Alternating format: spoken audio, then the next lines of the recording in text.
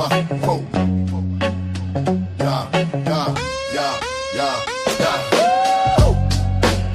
Who wants to smoke? Who wants to smoke? Who wants to smoke? Who wants to smoke? Temperatures going up, the heat is rising. Scholars are showing up, audience vibing.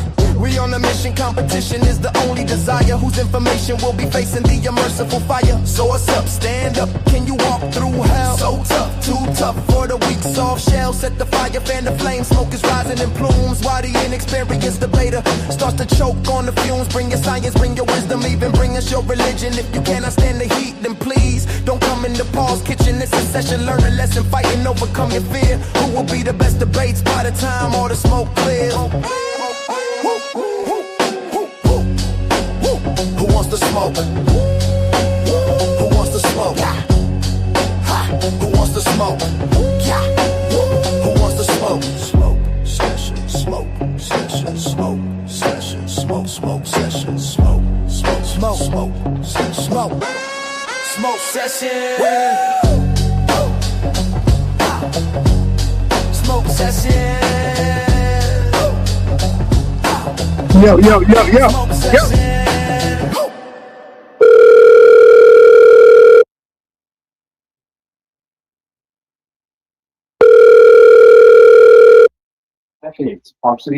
Yo, what's good, sir? Yo, my man, I'm live. I'm waiting on you to enter the room. God damn it. Yeah, man. I'm gonna come here right now. All right. Yep. Yeah, the HOK is the toughest environment. And or at your own risk is the toughest environment. The HOK is the toughest environment. Yeah, stay strong, don't cry. It's the toughest environment. Yeah. No handouts here. You have to earn your respect. And when you do, you make they ass regret. They call it the toughest, and the title is earned from the bridges we crossed and the lessons we learned. In a cool-blooded kingdom, a concrete cage. Muslim, Christian, Israelites step on the stage. I dare you, I dare you, I dare you, I dare you. In a cool-blooded kingdom, sa.neter created. HOK, where you can't fake it. The HOK is where you fight back. No room for error, no window attack. It's a masterclass, how you handle the heat. Where the pedigree is written on the concrete streets. Toughest environment, yeah, we know the score. Locked in on debate and asking for more. The HOK is the toughest environment. Enter at your own risk, it's the toughest environment. The HOK is the toughest environment. Stay strong, don't cry. It's the toughest environment. Yeah.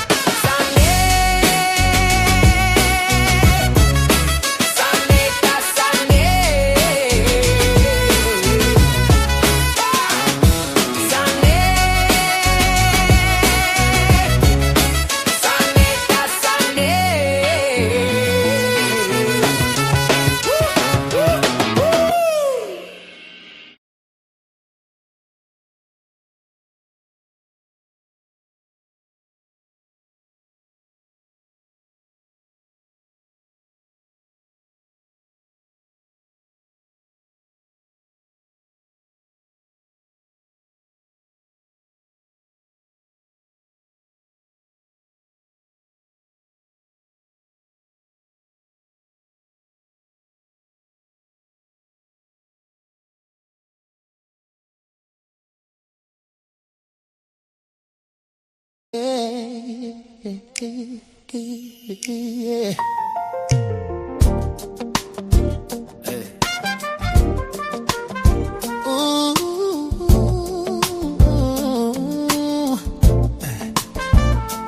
That is for my sisters trapped in religion.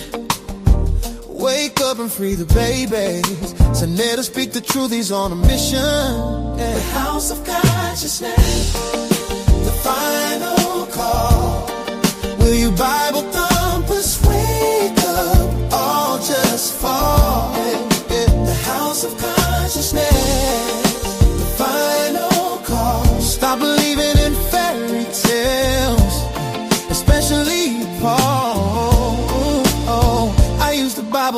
lantern in the night, trying to wake up my sister. Light, the house is closing in, it's a total mess. You ignore my wisdom, the ultimate test. Step inside the HOK, it's the toughest terrain, where the truth hits hard, the cuts bring pain. I try to wake you with the word in my hand, to get you to the truth, to help you understand. I gave you the scriptures, chapters and verse. I gave you the keys to break the curse. I gave you Torah to unlock with keys. Break the mental chains and be free. The final call. Yeah, will your Bible compass wake up? All just fall. The house of conscience. The final call. Stop believing in fairy tales, especially Paul. They call you apostle like you a prophet of God, telling lies and fooling people can't be that hard. You're preaching from YouTube, looking for a handout. I'm standing on family, trying to bring the truth out. Welcome to the HOK, where the truth resides. No more hiding in the pews where the dies. We speak against the Bible just to wake the inner sight. Come inside the HOK doors, we bring the light. The house of conscience. The final call. Will your Bible compass wake up? All just fall.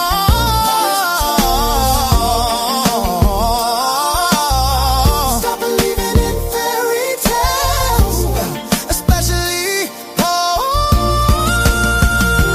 Sa.neter, don't stop, wake the sisters up. Don't stop, wake the sister up. Don't stop, don't stop.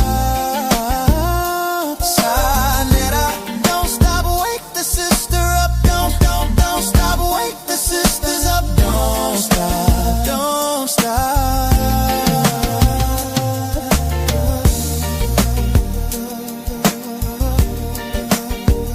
Yeah. We got a good one for y'all tonight, man.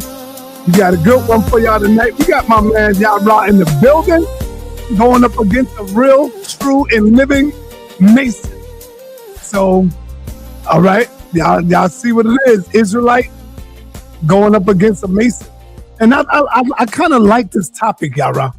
I kind of like this topic because now we ain't dealing with the Bible. Every debate ain't got to be about the Bible. You know what I'm saying? Right. And you got that light on top of your head that's making it messed up. Step back. Lean back for a minute. You'll see what I'm talking about. Yeah. Yep. Yeah. Let me see if I can shift it a little bit. That should work. Nah, but if you come up close like that, you good. But when you lean back, that's when it's gonna blur out everything. So right where you at, you good. But anyway, man, why you what motivates you to do a discussion like this with a Mason? How do you get to know so much about Freemasonry? Well, as I said before, man, first giving all praise to the God of Abraham, Isaac, and Jacob, man, to all of Israel out there, man, stand on the truth. I have Masons in my family, grew up with them. I had a Mason that lived with me, a good friend of mine. He was a Mason. He lived with me for like 2 years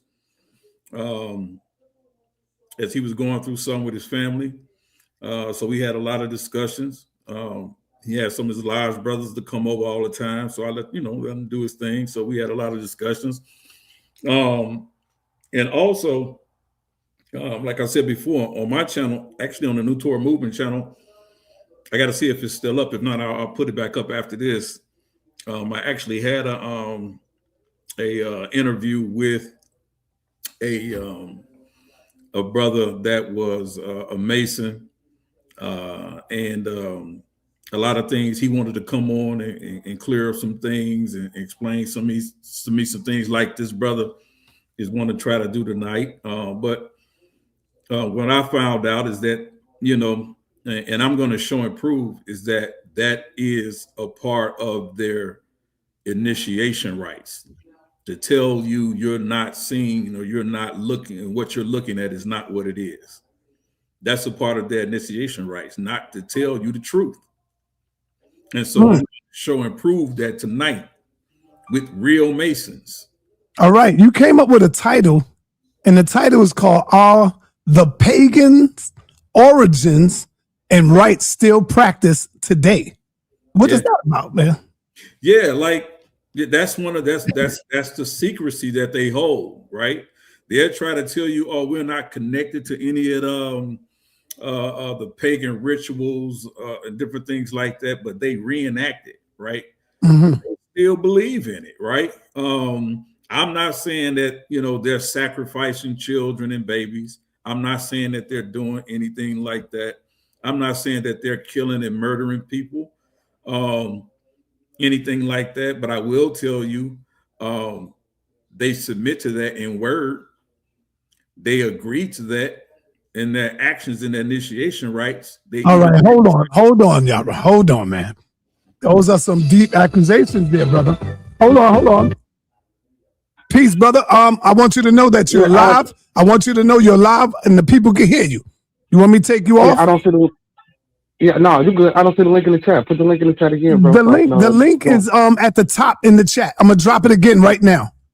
I'm gonna drop it again, brother. All right, I just dropped it. Tell me if you see it. I just dropped it again. Well, yeah, okay, hold on. StreamYard, so it might be on the other stream because StreamYard. You doing the double stream? Yes, that's probably what it is. Okay, I'm doing the landscape and the other one. Okay, yeah. So let me go to the. I need to go to the regular one and not the landscape one. Right. I mean, not the portrait one. Okay, hold on. I just gotta find which one it is. Okay. Okay, I got it. Okay, I'm here. All right. I don't see you. No, I'm coming in right now. Coming in right now. Okay, gotcha. Yep. All right, I see we got Silent K in the audience, man. Silent K, you being a good boy, man? You being a good boy? My man, Silent K.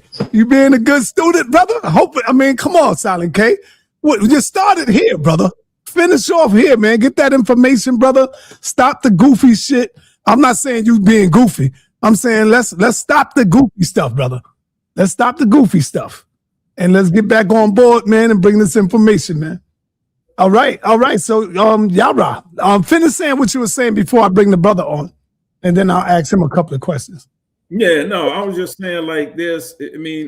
After talking to, I don't see the other brother that was here the other night that did the presentation, but I believe I'm not going to put it on this gentleman. I'll let him speak for himself. But I know the other brother said that.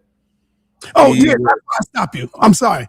Mm-hmm. You said some things like accusing the Masons, not this brother, but you was accusing the Masons of knowing about children's sacrifice. Yeah, they know about their history. If they're real Masons, they know about the history. Now, you do know white Masons and black Masons are two different, right? Not according to these brothers, because I asked them on your show the other night, and I don't remember if it was exactly this brother, but I do know I asked the question: are you a Prince Hall Freemason, which as we know is the first who started the first African lodge? And then I asked him, are you connected to the Scottish Rite and the York Rite? And I didn't even mention the other one, but I asked him, were they connected to those lodges, to those houses? And one of the brothers' answers was yes. So if they're saying that they're connected to that, then they're connected to all the origin, right? Because Prince Hall didn't start the Freemasons. He just started a African lodge, right? Where blacks were allowed to join at the time, because at the time of Prince Hall, blacks weren't allowed in white lodges. So I'm just going to show, I'm going to even show the coonery in that, so to speak. That's the best way I can even put it. Okay, so last question before I move on to the next brother. Mm-hmm. You have a debate coming up with Nepal. What's that about? I don't even remember no more, to be honest with you. Oh man, we don't want you to run, man. There's some. We don't want you to run. I forgot exactly what it is, but I don't remember exactly the title. Okay, we're gonna have to upload that title. I guess you don't want to do the rape one anymore. No, the great. We ain't gonna do that. She Yeah. didn't do the great one anymore, but she wanted to do something else. So we did agree to a different title, but I don't recall exactly what it is. All right, so we'll get it together tonight. We'll figure it out. So now to my brother Beard. What's going on? Peace. What's happening, brother? What do you think about the claims? Now you're a real Mason. What do you think about the claims that Blacksage is making right now?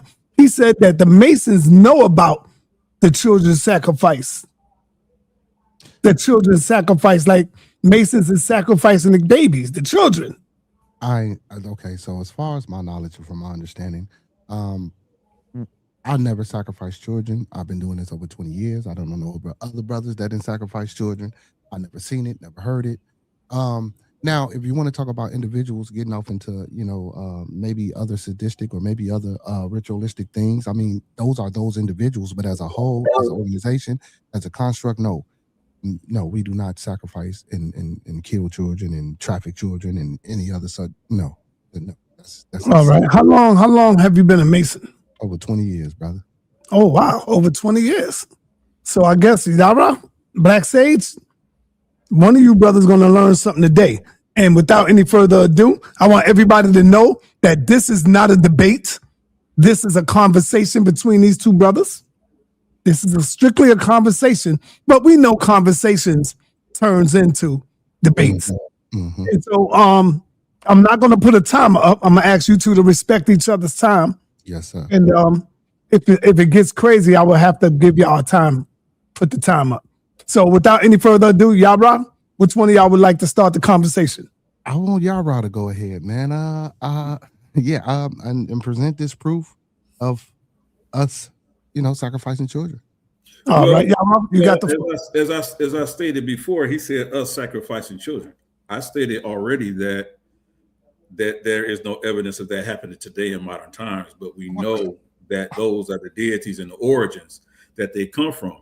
And if you connect yourself to those origins, if you're saying you came from those people, what I'm saying is that I've never seen any Mason give any objection to those origins. Okay, well, show me the origins where you said that. Okay, well, if you're saying that in modern times we don't do it, and you're saying that it was done in ancient or whatever antiquity, do you have any documentation, any thing that I can look at and we can go over together and see where we or Masons? I'm not going to say we Masons per se sacrifice children or did any type of ritualistic thing that unalived kids. Well, I'm going to get through that throughout my presentation. So I do have a presentation I'm going to give to the build up, because I just don't want to deal with that one particular thing. I want to deal with that and actually go into the actual symbolism that you guys deal with and go into the actual history that you guys deal with or don't deal with. Because what I'm seeing now is that what you guys do as a whole, and I'm grouping you into the Freemasons, right? Is that is a part. I don't know if you would even answer this question. Have you been initiated into a regular and just? Yes, I have, brother. Okay, so with that initiation, there comes something that you must submit to and agree to, correct? No, sir. Okay, so you're telling me that you're the lodge that you attend, and out of these 20 years, is not a prerequisite that you submit or that you acknowledge the god or the deity Jabulon. No, sir. Not at all whatsoever. And you've never heard of that in your lodge. No, sir. I know he's not a Mason. He's not a Mason. Okay, hold on. So listen, let me tell you something. So what you're talking about is adopted right. The things that you're talking about, those things are in an adopted right. So in Masonry, there are only 3 primary degrees. Anything else is an adopted right. We all know everything is made up, right? So we're gonna, but no, we don't know that. Come on, bro.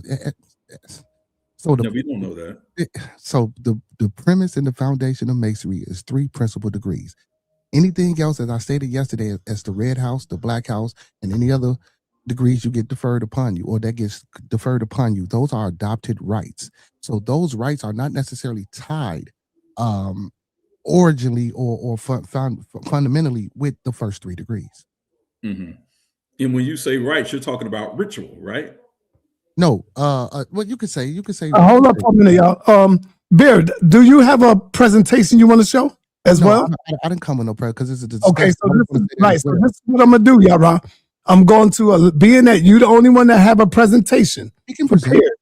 I'm going to allow the brother to stop you when he ready to stop you. Like if you say something that he disagree with, I want the brother to say, hold on for a minute and let him elaborate on what's going on. If it's, if he wants to speak on that, he can speak on it.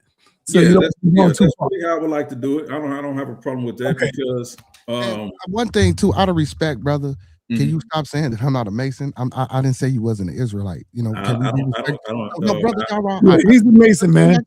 Come on. Hey, listen. Brother Yarah, can I please just hold on and I'm gonna let you go. I'm not saying you're not an Israelite, so can you stop saying that I'm not? Like let's start the conversation off as men and present ourselves with proper decorum on the elder show. I'm not saying you're not an Israelite, so please don't say that, brother. Because as you can see, his clothing that he got on. So I had to throw that back up there. What he got on, I said he's not a Mason. So he's not an Israelite. See, that's what I'm saying. You want to be disrespectful. Hey, guess what, brother? You got to respect a little bit. I'm not offended by that. Go ahead, brother. I hear that all the time. Go ahead, brother. So as I go through this, I'm going to say it several times. You're not a Mason, and I'm going to. You're not an Israelite, brother. I'm fine. That's perfectly fine. I can deal with that. We're in the toughest environment, right? He's a Mason, Yarah. Come on now, bro. You're an Israelite, bro. Disrespect, but this is what Elder Yarah does. See, because he does this because he wants to excite me, right? So if I get excited, I can't present, or I can't maybe say what I want to say because I might have a little cloudy hair, but that's not going to work, Elder Yarah. I've been over here watching sa.neter for a long time, and I know how you operate. That's why I ask respectfully, brother, for you not to do that. As a grown man, as a scholarly grown man, brother, you don't have that proper respect and decorum. Okay, fine. You're not a Mason. All right, so let me show my presentation. He's the goofball. He's a goofball, man. This man is a whole goofball. Hey, listen. All right, let's go, Yarah. Come on. Let's go. My presentation, bro. All right. And then you can stop me and ask all the questions you like. Carry on, brother. Absolutely, I will. All right. sa.neter, I'm going to play a series of videos because I want to show that this is not Elder Yarah's information and that some of this information are coming directly from people who are Masons, right? So I hope it's all right to play the video. Let me show this. And you can did you hear me? Let me know, son. No, what'd you just say? I said, I hope it's all right to play the video without getting flagged. You hear me? Yeah. Yeah. No, you got a right to play it. It's for educational purposes only. All right, your video is up and show. Play the whole thing. Okay, and then just let me know if people can hear it.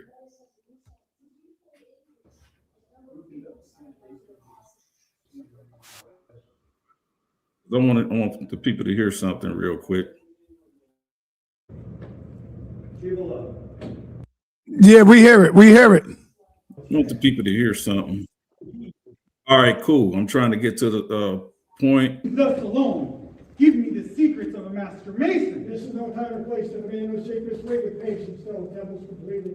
Talk not to me of time, place, or patience, but give me the secrets of a master mason, or I will take your life. When the temple is completed, if found worthy, you'll receive them lawfully as I have. Give me the secrets of a master mason, or I will take your life. And ill becomes you in this rude manner, thus the man those secrets.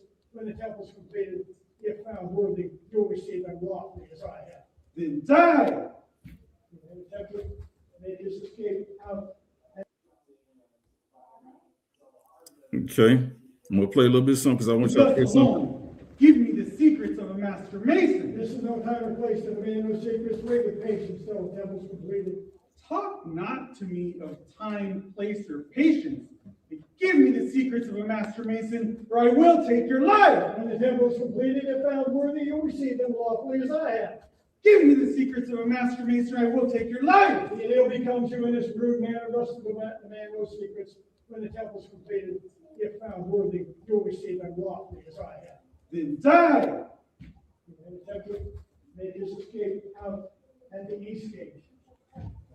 Now listen very carefully right here. I'm glad to meet you. Give me the secrets of a master mason, or I will take your life. This is no time or place for man, no secrets. Talk not to me about time, place, patience, or the completion of the temple. Give me the secrets of a master mason, or I will take your life. It'll behoove you in this rude and violent manner thus to demand no secrets. When the temple's completed, if found worthy, you'll then receive them lawfully as I have. You have passed Jubilee, Jubilee. Me you cannot pass. My name is Jubilee, well known for my... Now, two things, family. Did y'all hear the last gentleman he was taken to? He says, I am Jubilee. I am Jubilee. In order to claim to be a true Mason, you must accept Jubilee as the supreme deity. He is the universal deity that you must accept. It doesn't matter if you claim to be a Jew and believe in Yahweh, or if you're a Muslim and you claim to believe in Muhammad or Allah. It doesn't matter if you're a Buddhist. You still must submit to Jabulon. And if you also notice in the video, in this initiation rite, he's willing to give his life even before his fellow brethren Masons, to not even give the secret rites or the secrets of Freemasonry.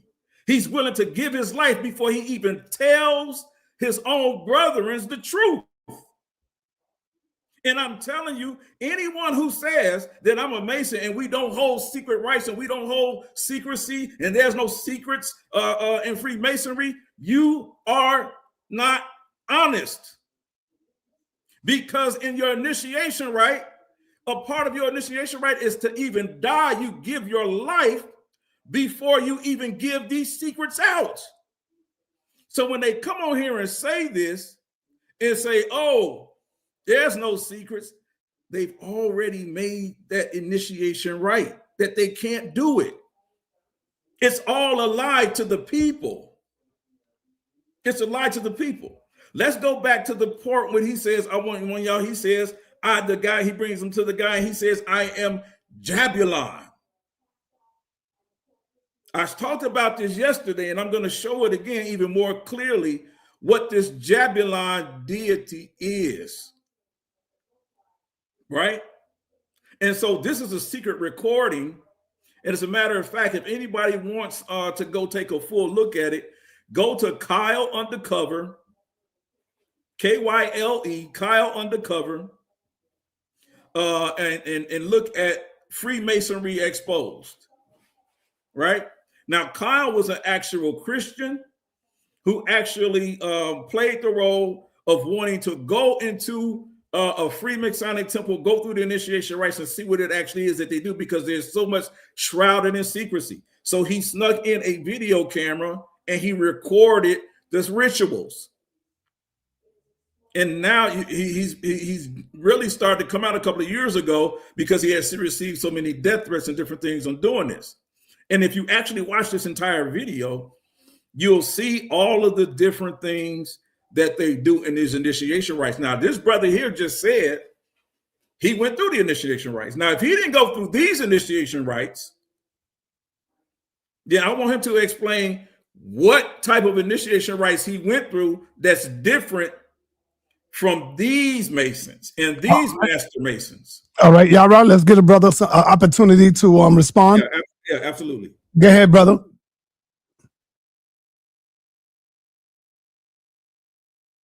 Unmute yourself. Unmute yourself. Okay, I don't know what the hell that is you showing, but sa.neter, please take that down. And for anybody, please don't watch that. So first of all, we're talking about three, and for the brothers that's in the chat, I'm going to do my best to explain without doing too much or saying too much, but I will not tell you how and what rituals and rites and things that I went to. But what I will do is explain that.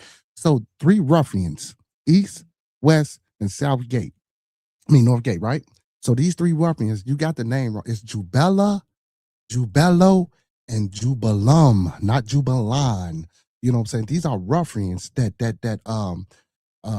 did things to the master, the Grandmaster Hiram Abiff, as he was trying to, when he came through, doing whatever he was doing, putting his work on his trestle board. He was trying to leave, or whatever the case may be. I'm gonna shorten the story up. And as he was trying to leave, he was accosted and approached by 3 ruffians. These 3 ruffians' names were Jubella, Jubalum, and Jubella.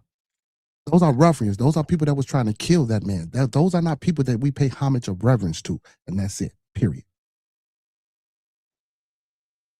All right, that's all you want to address so far? That's it. Yeah, because that what he put up there was madness, and I ain't never seen what he put up there, and I don't know what I'm sure you haven't, because only a real Mason would have ever seen that. So let me continue, brother. I'm from a regular. Listen, let me tell. I'm regular and recognized, brother. I got you. I'm not regular. I'm from a regular and recognized. I believe you. I believe you. But a real Mason would have known what that is. But I'm trying to teach the people. It is their job to have this plausible deniability. It's their initiation right. It is their life. It is their life giving ritual to say. He has to say that. It's and then when he says, "Oh, these I don't were just have to 3 say ruffians," anything, that's brother. the cover story. Brother, I don't have to say anything. So listen, let me tell you something. So if me, you, and sa.neter is on the football team, right? And the coach give me, you, and sa.neter orders. Are me and you and sa.neter gonna go to the other team and tell the other team the plays that we finna run? So why would I, if you're not part of my club, or if you're not my brother, why would I come tell anybody about what's going on in my house, brother? You know what I'm saying? Yeah. So for you and anyone else in the chat, that's why you're not going to know any and everything. Hold up, let him finish, Yarah. Let him finish. No, so for you or any other brother or person in the chat, yeah, I'm gonna give you what you need to know. But anything that you don't need to know, I'm not going to give you that, brother. Again, like I said, if me, you, and sa.neter were on a team and the coach gave us the plays, me, you, and sa.neter, the elder, we not finna go to the other team and say, look, we finna run this play, so your man need to be. Come on, brother. No. And y'all talking about these secrets? Tell me what man on the face of this earth ain't had a secret to keep to himself, brother. So again, you agree with me that there are secrets that you guys hold that you cannot share. So for you to come up here on this panel, secrets, can I finish my statement, brother, real quick? So when you come up, so hold on, brother. So when you come up on this panel and you agree to have a discussion, right? And I pose these questions and you say, you know what? I don't know what that is, or why would I give out our secrets? What you're doing, brother, is you're not being able to honestly. Did you listen to what I said? I didn't say I wouldn't give out no secrets. What I said was, brother, if you're not privy to the information or the inner workings of what I do, again, if I was on a football team with you and the elder sa.neter, we're not finna go to the other team and tell them the plays that we are finna run, brother. That's insane. Are you serious right now? And when you say running, when you say going to the other team, what do you mean? Not sharing. When you say not sharing plays, are you saying not sharing secrets? Okay, let me break it down. Let me break it down for you, Elder Yarah, since again you don't understand. So now, I understand what you're saying. You couldn't possibly. So I said, me, you, and the elder sa.neter, if we were on a football team and the coach came out and gave us the next 3 plays, right? And then me, you, and brother sa.neter turn around and go over to the other team's bench and say, look, these are the 3 plays that we finna run. I need you to stand here and do this because I'm going to throw it here and I'm going to do this. Would you go, if we were on a sports team, would you go do that after the coach gave you the plays? Would you go do that? That's not what we're talking about. Yes, here. It is, brother. Because you're talking about secrets. Because those, that's not what we're talking. That's a straw man. Brother sa.neter, that's a straw man argument because you can't answer the question. I explained what we were watching. No. You get no. You did not. You're not going. What you saying is not. I'm not going to answer the question. That's what you're saying. Now okay, you might have. Hold on. I'm gonna ask you again, right? The video I just showed that you said you had no understanding, no knowledge of what that is. That's not what I said. I just said I don't know what that is because that ain't exactly. You just said you don't know what that is. Okay. Do you know what the word sarcastic? Do you know what the word sarcastic and facetious means? Are you gonna let me explain? Are you gonna let me finish? Because you do want to ask for decorum. Now you're either gonna shut up and let me talk. Brother, don't use those words, brother. Please, brother, just calm down, brother. It's cool. I'm just saying now. You don't want let's all have a grownful conversation, brother. If he calls for the being respectful to you, and I want you to be respectful to the brother. Come on, man. We grown men. But don't call for decorum and don't bring decorum. Okay. So when I showed the video, your response to it was, I don't know what that is. I'm telling you is that is a secret recording of the initiation rites of a high degree Mason or a Mason. Either you're not that in high degree in 20 years and you don't know what that is, or you're just not being honest in telling us that you don't recognize what that is. It's the only two. So my point in this whole presentation is, brother, is that if you don't recognize what that is, and I believe it was you who said you're a part not just of freehold masonry, but you also follow the Scottish Rite and the Scottish Rite. That was me, right? Brother. Yes, sir. Right. So those gentlemen are part of the Scottish Rite. I gave you the video. I'm gonna tell y'all the video again. It's called Kyle Undercover, Exposing Freemasonry. Search it on YouTube. Go watch it. You'll see it. This is Yarah, I want to say this real quick. I think the mistake that you could be making, Yarah, is that different lodges in different don't help him. Sorry, don't help him. Hold on. Different lodges in different cities, they have different rites of passage. They different. Like the one in New York, where I'm from, they come down the street dressed as a woman, and they got balloons in their chest, and they wear skirts and dresses and wigs, and they all got a rope around their wrists where they all chained up, and they come down and they be talking. I want to be a Mason. They do that. That's like a different. I know he probably didn't do that. No, hold up. I know he probably didn't do that, but that's what I mean. Different Masons do different things with their thing. I don't need you to explain it to me. Okay. What I'm saying is that this is what I'm saying to you and this brother and everywhere else. What you just explained, sa.neter, in the video which I just showed, right, is a pagan ritual. The topic of this is, do y'all still practice these pagan rituals? That's a pagan ritual going back to the goddess of light, or Venus. This is why Freemasons, real Freemasons, are referred to as the sons of light, because it's referring to that goddess, and they're dressing up in honor of that goddess. See, this is the information that I'm trying to get y'all to see, and I'm telling y'all, he's never going to be able to say. He can't say. If he claims he's a Mason, he's never going to be able to say, this is what we do and this is what we don't do. But you're mixing that ritual right there, you just said you saw with your own eyes. I promise you right now, that brother will not explain to you exactly what the origin of that ritual is. And if he doesn't know, that even further supports the fact that he's not a real Mason. I can tell you what it is, because I asked him. When I seen it, I ran over there with my camera and I was interviewing the ones that was, making the brothers come down like that. So I know what it is, because he was telling me everything about it. I just told you and explained. And it got something to do with the women.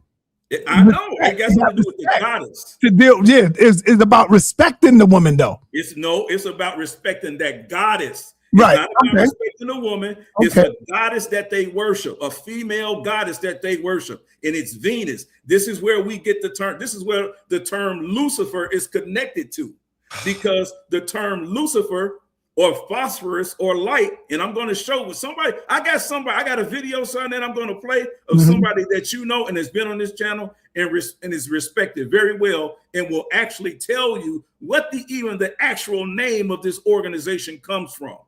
So I'm glad you brought that up, sa.neter, because I'm going to make the connection. Because when I'm showing you right now that this brother who claims he's been a Mason for 20 years either is a liar or does not know what he's involved with. So you talking and you don't know what the hell you talking about, because I explained what that ritual was that was on the screen, and it wasn't properly done in the correct way. That's first. Secondly, yes, Sons of Light. And again, you're conflating and mixing a different adopted rites. Masonry is primarily, fundamentally 3 degrees, and anything else, as I explained when I came up here, are adopted rights, brother. So when you get to the Sons of Lights and you get to talking about that, you're into the adopted right parts. And we're talking Masonry, we're talking 3 degrees and 3 degrees only. Now, if you want to go into the Scottish Rite, York Rite, different way of practicing Masonry, that's cool, and origins of that. But when we're talking about Masonry, we're talking about 3 degrees, not any and everything else. See, this is what you don't know. So you done went and got information and knowledge from a different bunch of people, and you trying to put it together and group it as one. And that's not how this is going to go, brother. And you can't force it upon me to make it go like that. I'm trying to explain this to you, Elder Yarah. Now, so who's to say that the people that you were talking to, since you're calling me not a Mason, who's to say that they was? Who's to say that they was real? I think you might have been talking to an imaginary damn friend or yourself and made all this shit up. I'm sorry, made all this stuff up. I apologize, Elder. Like, bro, I'm sitting here telling you, I explained that was the Grandmaster Hiram Abiff, brother. He was accosted by 3 ruffians named Jubello, Jubellum, and Jubala. Not Jubalan. I explained this and I said this now. Again, see, you get into the different tongue and dialects. You know what I'm saying? And it's a story that I won't go further into about the different tongues and dialects of certain words that people said, and you know they weren't able to do whatever they needed to do because they were of the same. But again, they were from a different faction. Like sa.neter said, everybody doesn't do the same thing, brother. You know what I'm saying? That's what I'm trying to tell you. And I said I'm from a regularly and recognized just lodge. You have lodges that are regular, you have lodges that are recognized, and then you have regular and recognized together. I'm trying to explain this to you, brother, but you seem not to be listening. No, and Yarah, hold on, Yarah. I'm gonna pass the mic to you. And Yarah, just like the Israelites, all Israelites don't celebrate the Sabbath on the same day, or the Passover. I mean, y'all all don't celebrate the Passover. So it's a little confusion there where some celebrate. So we all celebrate the Sabbath. Doesn't matter. No, Passover. I'm talking about. That's not how that goes. That's not how that goes, Yarah. Yarah. I meant to say Passover. Y'all don't all celebrate the Passover on the same time. No, you don't. Oh, no, you don't, bro. We do. The Passover don't change. So you're saying all of y'all, all Hebrews on the planet, celebrate the Passover the same day? Yeah, the Passover is the Passover. No, Yarah, that's not true, brother. How can you say that? IUIC, they celebrate the Passover. All of them celebrate it in 3 different times, brother. No, they don't. So now the Israelite has their own stated.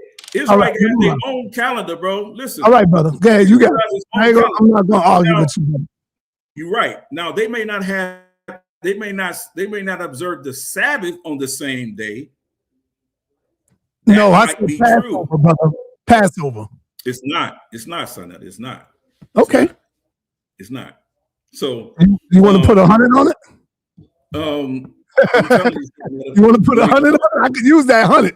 I'm telling you, yeah. What I'm saying to you is that when I'm talking to this brother right here, I'm not coming here with any of my sources. I'm coming here with sources from the people who say they are Masons. I'm coming to people, right? Yarah, read that comment from my captain. Read that comment from my captain to Zobia. I don't even know why you did it, Si. You ain't even have to put it up, Si. He don't. What did he say? He just want to argue with me, man. It says we do have the Passover it says we do have the Passover on different dates. Because the captain will tell you some of them got it twisted. Some of them don't know the right dates. Captain will tell you that, brother. Yeah. Listen, brother. The Passover is based on calendaring, bro. We still observe a Passover. I know you do. I said you didn't. I know you do. But I'm trying to tell you, just like the Masons, what the point that I was making. Sa.neter, that's a straw man. They didn't even know a part of that don't mean nothing. But I'm gonna tell you what he's saying. When he's telling you a story about these three ruffians, that's made up shit that came on later when they got discovered that they were worshiping this goddamn false god, Jabulon. And I wasn't saying no Jubilee, nigga. It was Jabulon. Try to be respectful, brother. Come on now. Brother, I didn't call you a nigga, man. Just like I did yesterday. Why you so? Why you so? Wait a minute. Bro, what's wrong with you, bro? Wait a minute, bro. Ain't no wait a minute, no, bro. It is wait a minute. Did you? I'm being peaceful with you, brother, and I'm being respectful. Was you being peaceful and respectful when you hold on? Were you being peaceful and respectful? That's that. All right, hold on, y'all. Let's start this over. Come on, Yarah. Let's calm down, brother. Brother's not the enemy, brother. Calm down. Because, bro, I'm trying to learn from him just like I want him to listen to me, bro. But he's calling me niggas. He's saying I ain't a Mason. I asked him to be respectful, and he's saying he can't do that. I'm still gonna have the conversation. It ain't calm. This is me. But bro, man, you gotta be better than that, Yarah. Okay, so when hold on, Yarah, none of that. Now hold on, Yarah. Damn, I let you talk all night. You didn't let me talk. You cut me the fuck off. You're the only one that's been. No cursing, Yarah. Chill, brother. Don't get caught up. You know what I'm saying? He cut me off, and you cut me off. Elder Yarah, Blacksage, or whatever you want to be called, brother. You're the only one that's been talking, brother. I jump in every now and again, but you. But that was the agreement. And you again. This is why I'm talking, because I can't say. Go ahead, brother. You got it. I apologize, son. Go ahead. So I'm just asking. I heard this brother call me a clown. Now, was I hearing stuff? I'm asking you. I said goofball. I did say goofball. Okay, thank you. Hold on. Yeah, I said it's a goofball. Okay, fine. So if I call you a nigga, don't watch your mouth. You should have been watched your mouth. I've been actually. You came on. Let's get back to the information, y'all. Yeah, right. What else? You got anything else you want to know? What else you got, brother? What else you got, brother? Go ahead.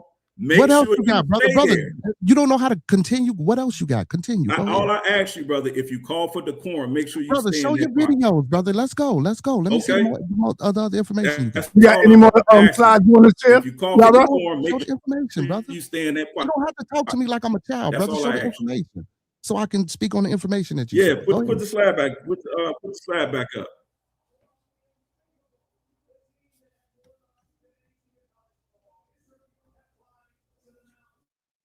Right, let me go down to the next one, bro.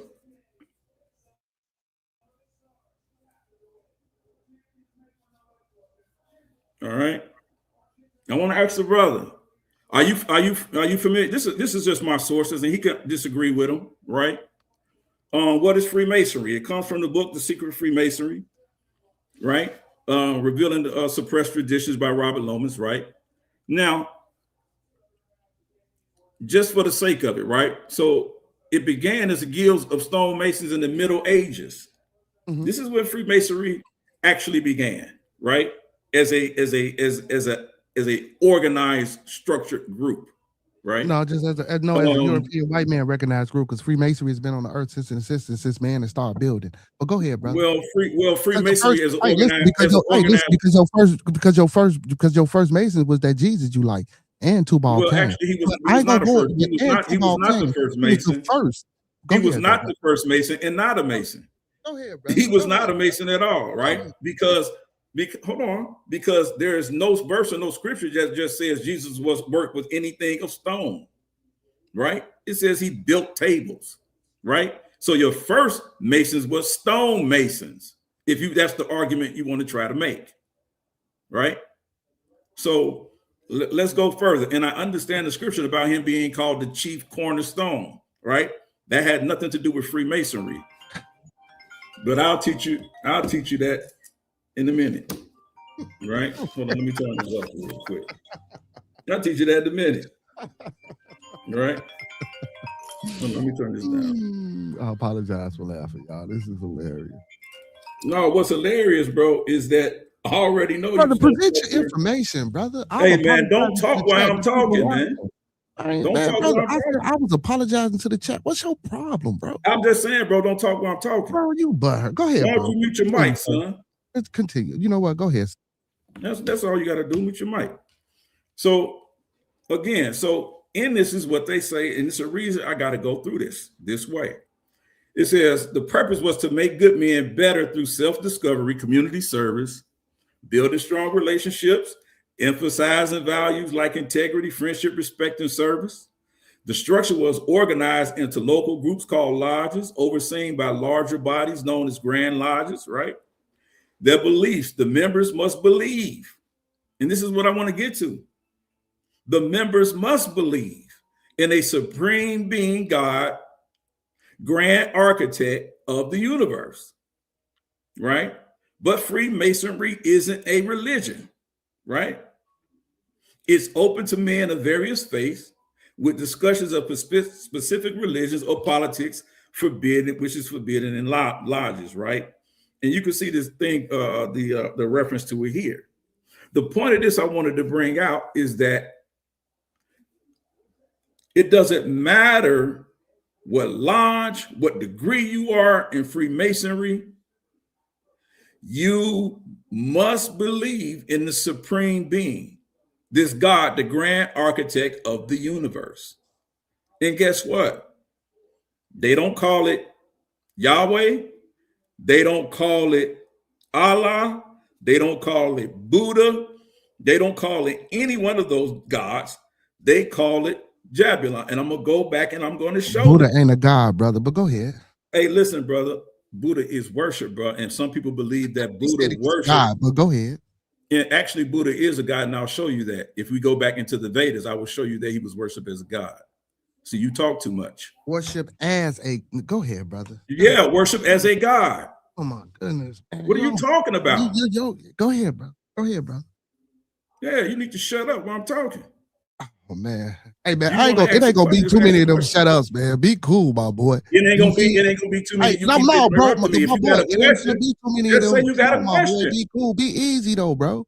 I didn't. No, just say you got a question, bro. Easy, That's all you got to do. Just say you got a question. We already agreed. If you got a question, you can ask the question. Sir, please, bro. I'm just asking to be like, bro. You ain't asked nothing.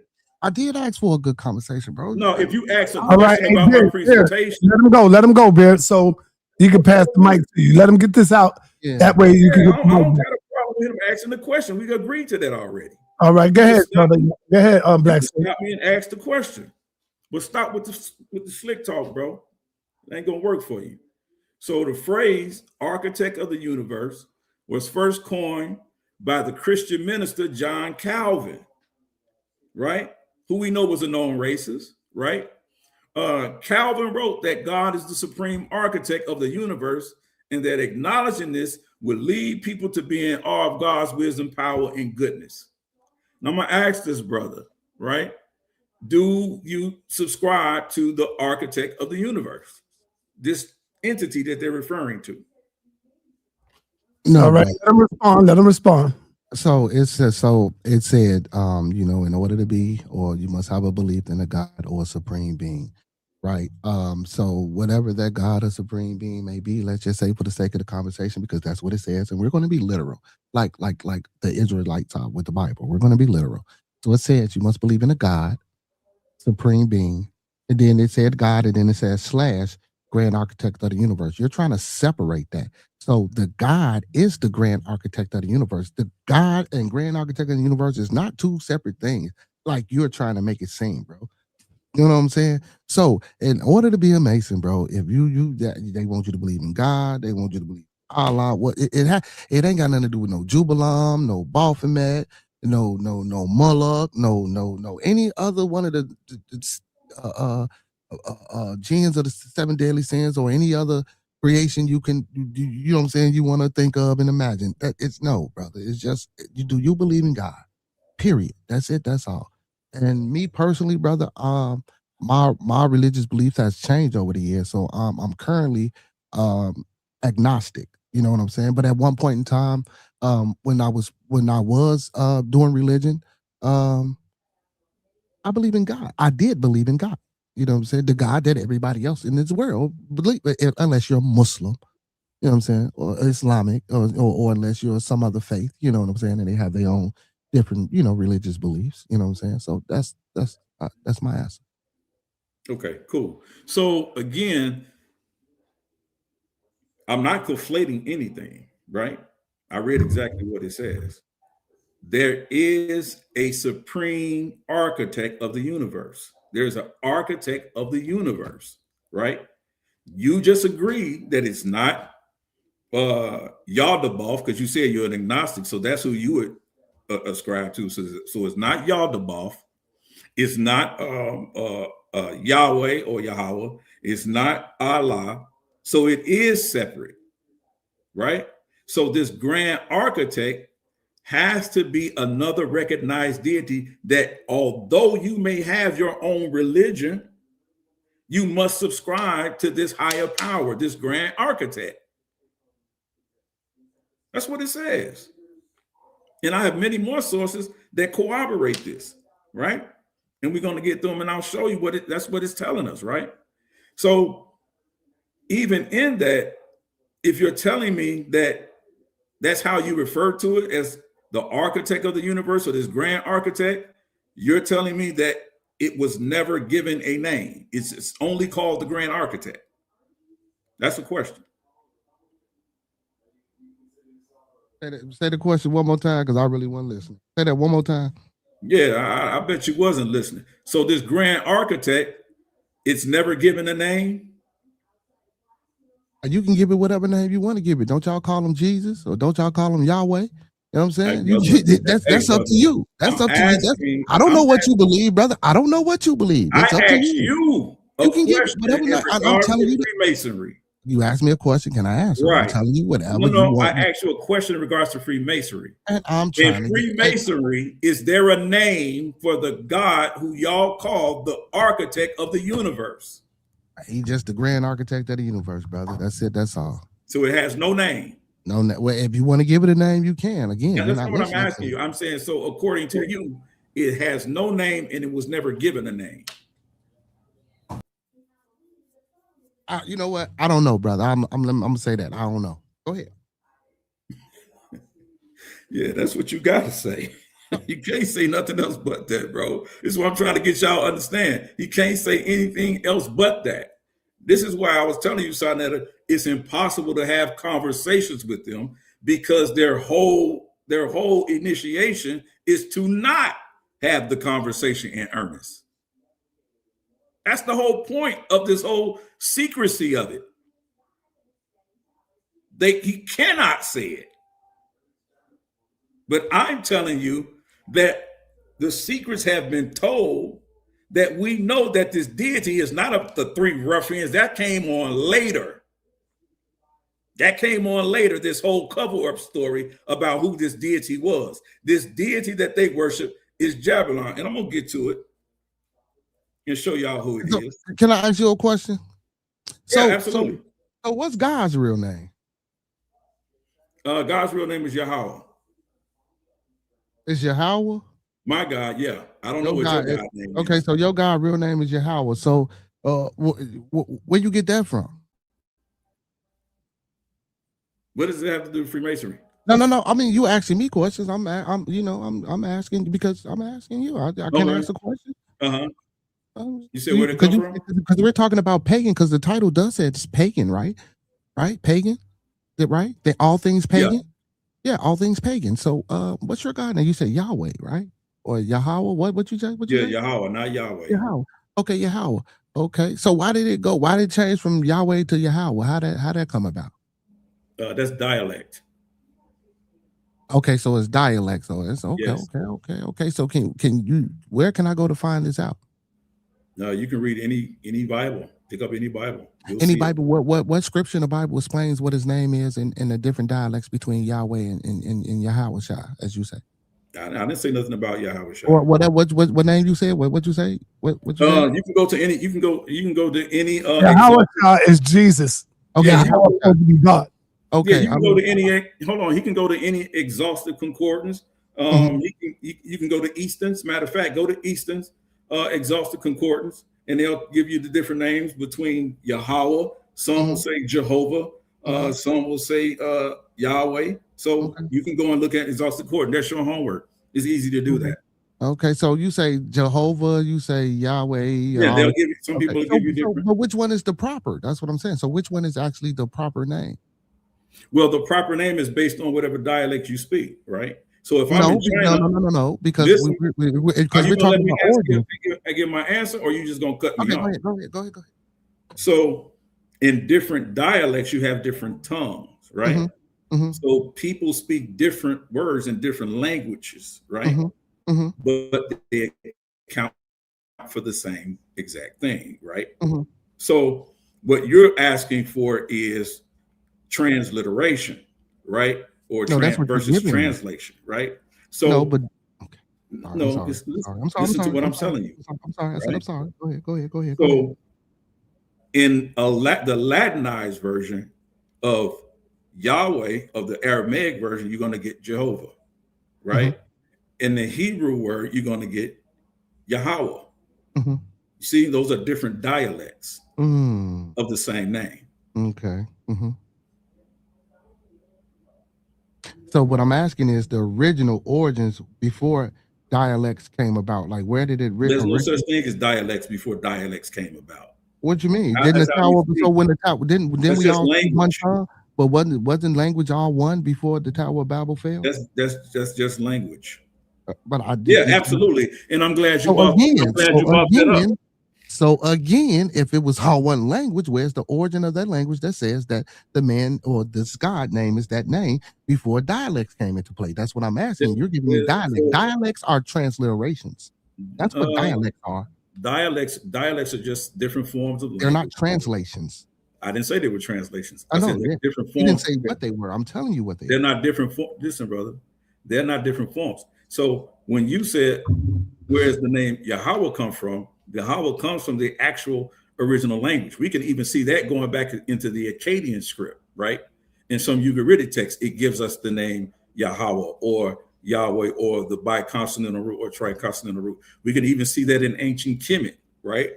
On the sa.neter scripture, it talks about the shasu of Yahweh or Yahweh. So we can go back in history and see the progression of this name and how it was spoken. If you want to go to a biblical text, right, as you basically, I think you tried to go to in the Table of Nations in Genesis chapters 10 and Genesis chapter 11, it says that God came down and confused the languages and that men began to speak in different languages so that they wouldn't understand each other, right? So their language be confused, right? Because the people are one and there was nothing that they could not do, right? Because they were one, based on one not also in just in thought, but one also in language. So the languages were confused if you're going along the biblical narrative. But I'm not arguing with you about the biblical narrative. I'm telling you, we can go back in history and look at different variations of the same name of the same deity. And I just gave you, I just gave you one. I can give you more. We can look at the Ebla tablets dated 1500 BCE, and it gives us the name. Yeah, and it gives us the name Yahweh or Yahweh. Okay, and then we can look at the sa.neter scripture and it give us the same thing. So we can at least go back that far and know that that is the proper name. You got it, brother.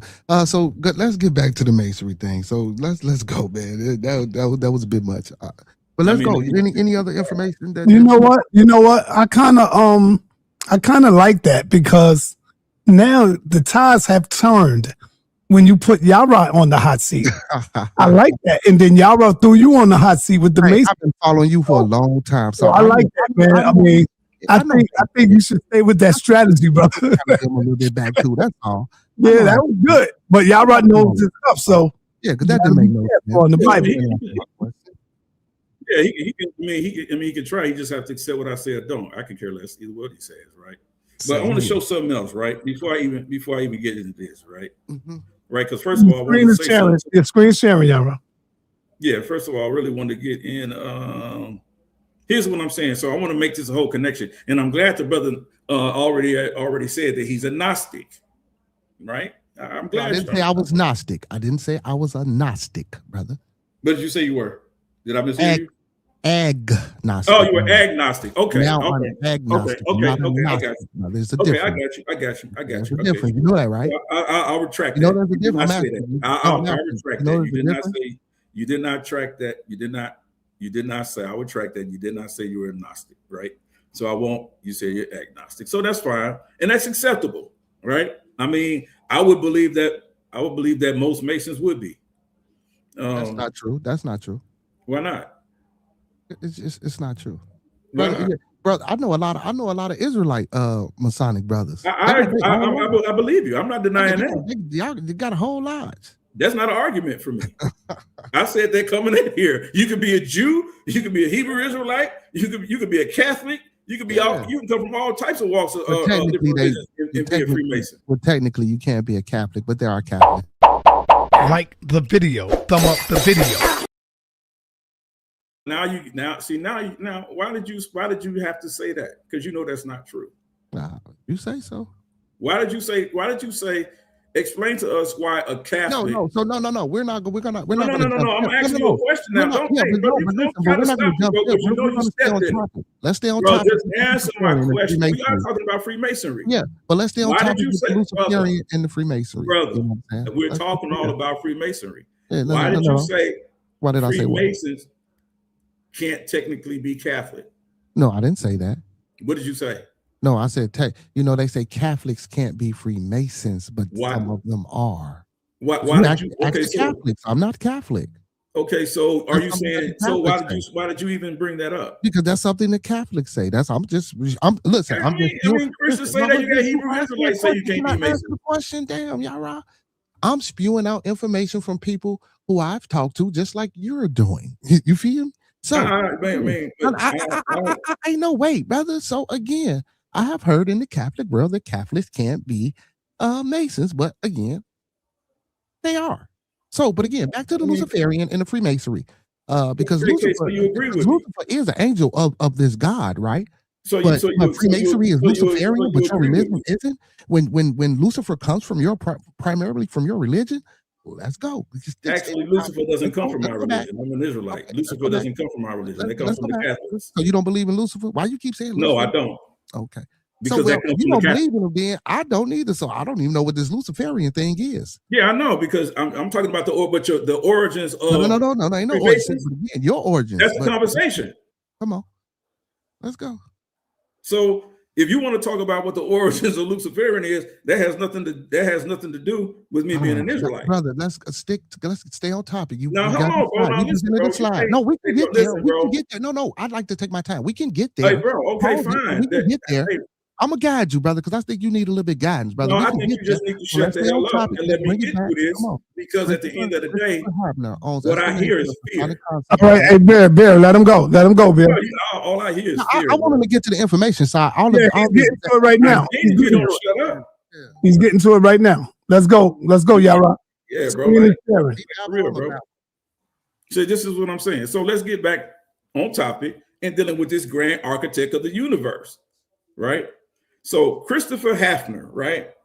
Who's was a Freemason at one point, right? His explanation of the Masonic concept of a great architect of the universe, he says, as a placeholder for the supreme being. He doesn't make a distinction between the two. So when I say the grand architect and the supreme being, that's exactly what Freemasons actually understand, right? Of one's choice is given in workmen unashamed. And I'm going to take you through something and show you what they actually say, right? I'm going to show y'all what he's actually saying. It says, and this is a quote from his book, Workmen Unashamed, the testimony of a Christian Freemason. So he says, now imagine me standing in lodge with my head bowed in prayer between Brother Muhammad Bokhari and Brother Arjun Malawi. He said, to neither of them is the great architect of the universe perceived as the Holy Trinity. To Brother Bakakri, it has been revealed as Allah. To Brother Malawi, it is probably received as Vishnu. Since I believe that there is only one God, I am confronted with three possibilities. He says they are either praying to the devil while I am praying to God. They are either praying to nothing as their gods do not exist, or they are praying to the same God as I, yet their understanding of his nature is partly incomplete, as indeed is mine. And he's taking that from 1 Corinthians chapter 13, verse 12. He said, it is without hesitation that I accept the third possibility. The third possibility was what? They are praying to the same God as I, yet their understanding of his nature is partly incomplete, right? That's very important here in his understanding of this deity. Why? Because he's saying that they're praying to the same God, and this God to him could be Allah, it can be Vishnu, and it could be the Holy Trinity, the Father, Son, and the Holy Spirit, all wrapped up into one. This is their understanding, right? And I'm going to show y'all why that point is very important. You got a question about that?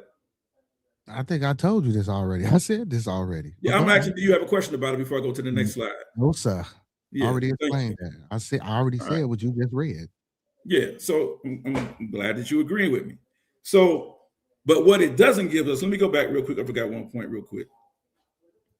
But what he never says is the name of this supreme being, right?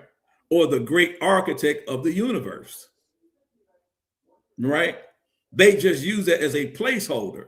And what is that placeholder for? Can you tell us that?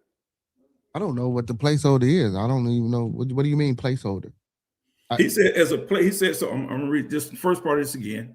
He said the Masonic concept of a great architect of the universe as a placeholder from the supreme being, right?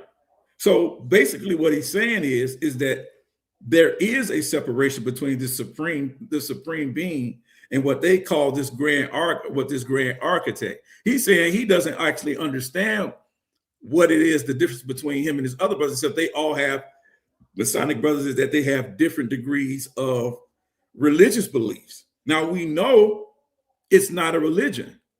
So if it's not a religion, he can't be talking about Allah. He can't be talking about the Catholic deity. He can't be talking about Vishnu. But what is this grand architect of deity? What is this grand architect of supreme being then that he's referring to? They have a name for it. You said they don't. Or there's no name that exists that you know of, I should say. Is that still your stance? Yeah, we're going to rock with that. Okay, cool. Rock with that. All right, cool. So let's go here. Are you familiar with Albert Pike? Yes, Moors and Dogma. Good book. Okay. Have you read this work? I have the book.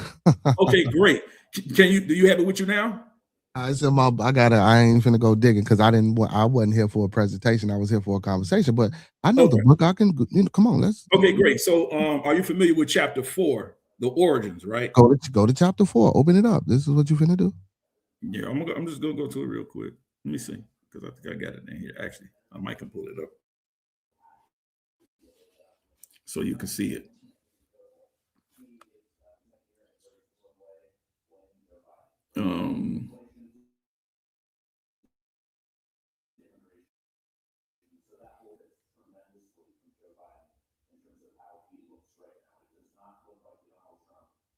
Can you see it, sa.neter? Yes, I can see it. Okay. Is this the book, brother? Did you say you have? The red cover book, brother. Open up to chapter 4. Go to chapter. Okay, great. I think I'm gonna go in here. I think I'm gonna get to page 1. I think I'm gonna go to page 150 on here. Let me see.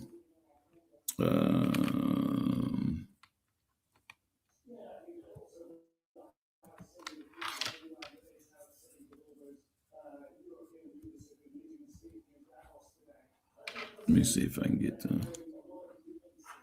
150. All right, and then let me see if I can make it bigger.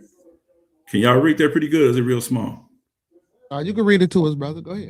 Yeah, it's tiny, but you can read it. I believe you, brother. Okay. Yeah, I'm going to read it. I'm going to pull it up so I can read it a little bit. All right. So this is what he writes. Now, do you ascribe to Albert Pike? Do you have any objections to his work?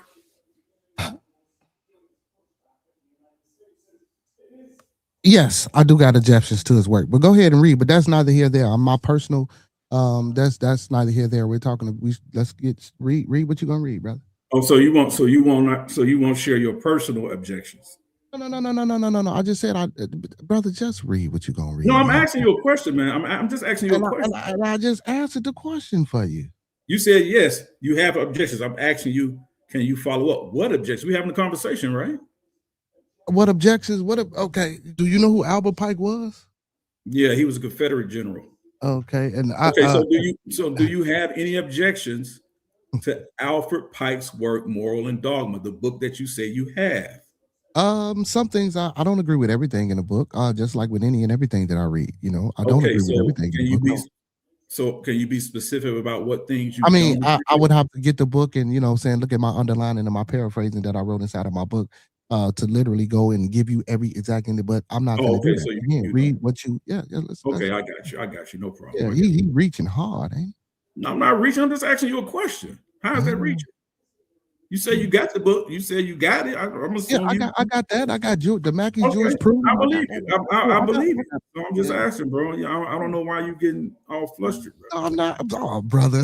I'm just asking you a question. I'm getting flustered. Oh my God. Okay, yeah, I'm just asking you a question, bro. Okay, I'm sorry, brother. Yes. Okay, so here, right? I believe this is more probably in your book. It might be page 734 and 735. But here is 150 on my screen. So I'm just going to read it. But I believe it's page 734 and 735 in the actual book. And I'm just going to start on page. This would probably be page. Let me see.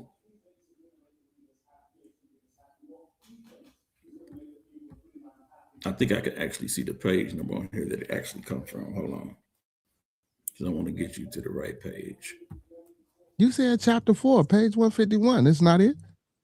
So okay, so tell me page 105. It's page. I'm just want to get to the right page. It's cool. No, I ain't saying nothing, brother. Yeah, page 105. I could be people that's listening. I want them to actually be able to go and look at it. So page 105, chapter 4, right?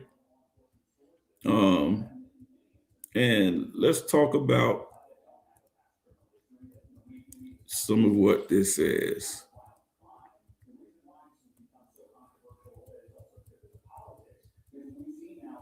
All right.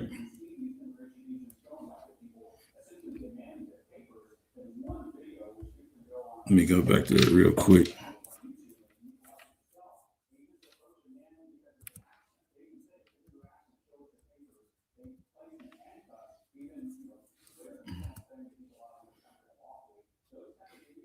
Go back there.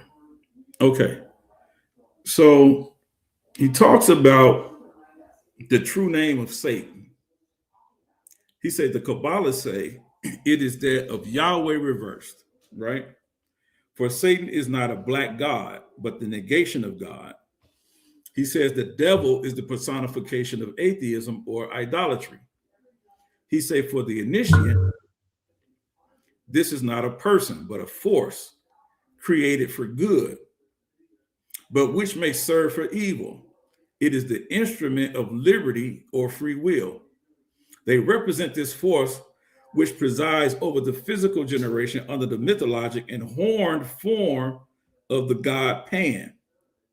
Thence came the he-goat of the Sabbat, brother of the ancient serpent and light bearer or phosphor. This is where St. Jerome gets the term Lucifer from, right? He says of which the poets have made the false Lucifer of the legend. He says, so the Lucifer is the false legend. He said, but they actually refer to it as the light bearer or phosphor, right? Which means light, which is the alliteration back to the planet Venus, right? Which they initially in ancient times thought it was a star or the bright star, right? He says, but under it, the horned form of the god Pan. Now, and the he-goat of Sabbath. And let's go down a little further. He said, gold to the eyes of the initiates is light condensed. They styled the sacred numbers of the Kabbalah golden numbers in the moral teachings of Pythagoras, his golden verses, for the same reason a mysterious book, Apuleius, in which an ass figures largely was called the golden ass. And then he goes through all the pagans of these various people that talk about this. Now, are you familiar with this concept of the light bearer? Because earlier you talked about the sons of light. No, you talked about the sons of light. Well, you did say you did agree with me that they are. You talked about that, but I didn't talk. You talked about it. But you agreed, right? I heard the term the sons of light. Yes, I know. Right, the term. and that's what you said earlier, right? Yes. Yeah. So you agree with what I said. I know the term. No, I didn't say I agree. I just said I know the term. The term is what they refer to Freemasons. Some Freemasons, right, is the son of light, right? I said I know the term. Know the term. Yeah. So yes, exactly what I thought. I'm not. You're not my father. So when please don't call me son. So when sa.neter was talking earlier about, he mentioned Freemasons walking down the streets of New York dressed as women, and I said they're referring to the goddess Venus, or when we refer to as Lucifer, or it's referred to as the light bearer of phosphorus. I'm showing sa.neter, this is what they get that imagery comes from, right? And this is Albert Pike. There are not too many Freemasons. This brother said he doesn't agree with everything Albert Pike wrote or even talked about, but we know Albert Pike was very influential in what modern Freemasons deal with today. Now, if you say you don't, then again, I have to question again whether or not you're a true Freemason. You're nobody to be questioned, so I mean that's so. Okay. I didn't ask you a question. That's your opinion. I didn't ask you a question, but you can ask. You want to say something? You want to jump in? No, I said that's your opinion. You like whatever. Carry on. I'm sorry. I didn't mean to interrupt. Go ahead. I'm just saying, do you have a question? It's fine. So let me go back.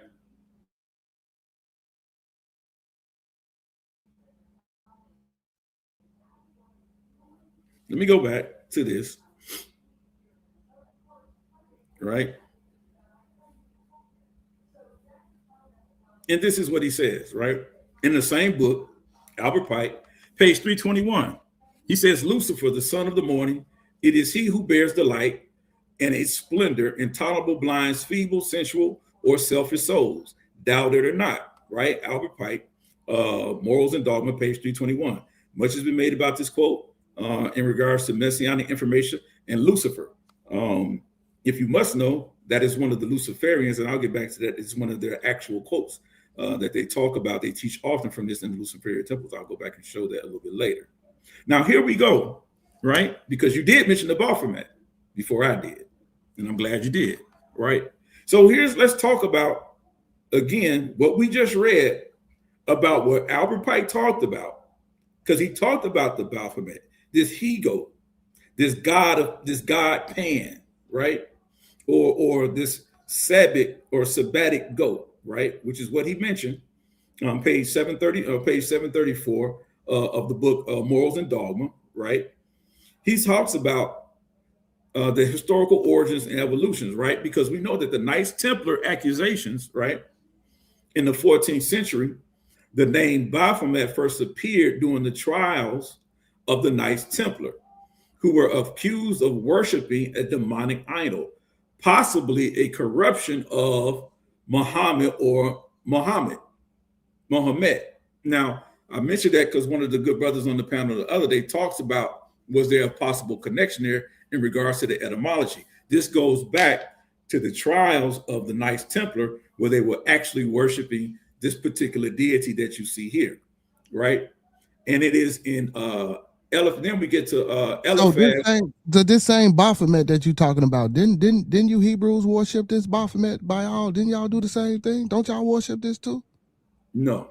Oh, okay. You sure? Positive. Okay. How not so? Positive. Okay. Positive. So Eliphaz So, Levi. and can you? And I got another question. So, can you explain what this has to do with Freemasonry? Yeah, I'm getting there. No, I mean, you're reading a lot. Like, what does? Yeah, that's why it's called a presentation. No, see, but we're having a conversation, not. And you're welcome to have a conversation. And so when I get to that, and I'm telling you, brother, you want to hear what I'm saying, brother, or not? You ask me a question. Listen, and I answer. But listen, bro, calm down. I said we're having a conversation, right? Right. So listen, I don't mind you presenting things. That's not what I'm saying. But what I'm saying is, brother, we're moving this along. Let's have a conversation. Like you can't give me a quick synopsis or get to the point or you're ending, laying your plane. I agree with him on this, Yarah, because you're doing first of all, if you wanted to come up here. No, we're having a conversation. You're not talking. I'm listening to you. Hey, man, I want both of y'all, man, to really be quiet when I'm talking. Who are you, because brother? This is this man's show. Was, you can't tell this man what to do on his show, brother. Me and sa.neter had an agreement, so I don't care what you say. What agreement did y'all have? Because I wasn't privy to this agreement.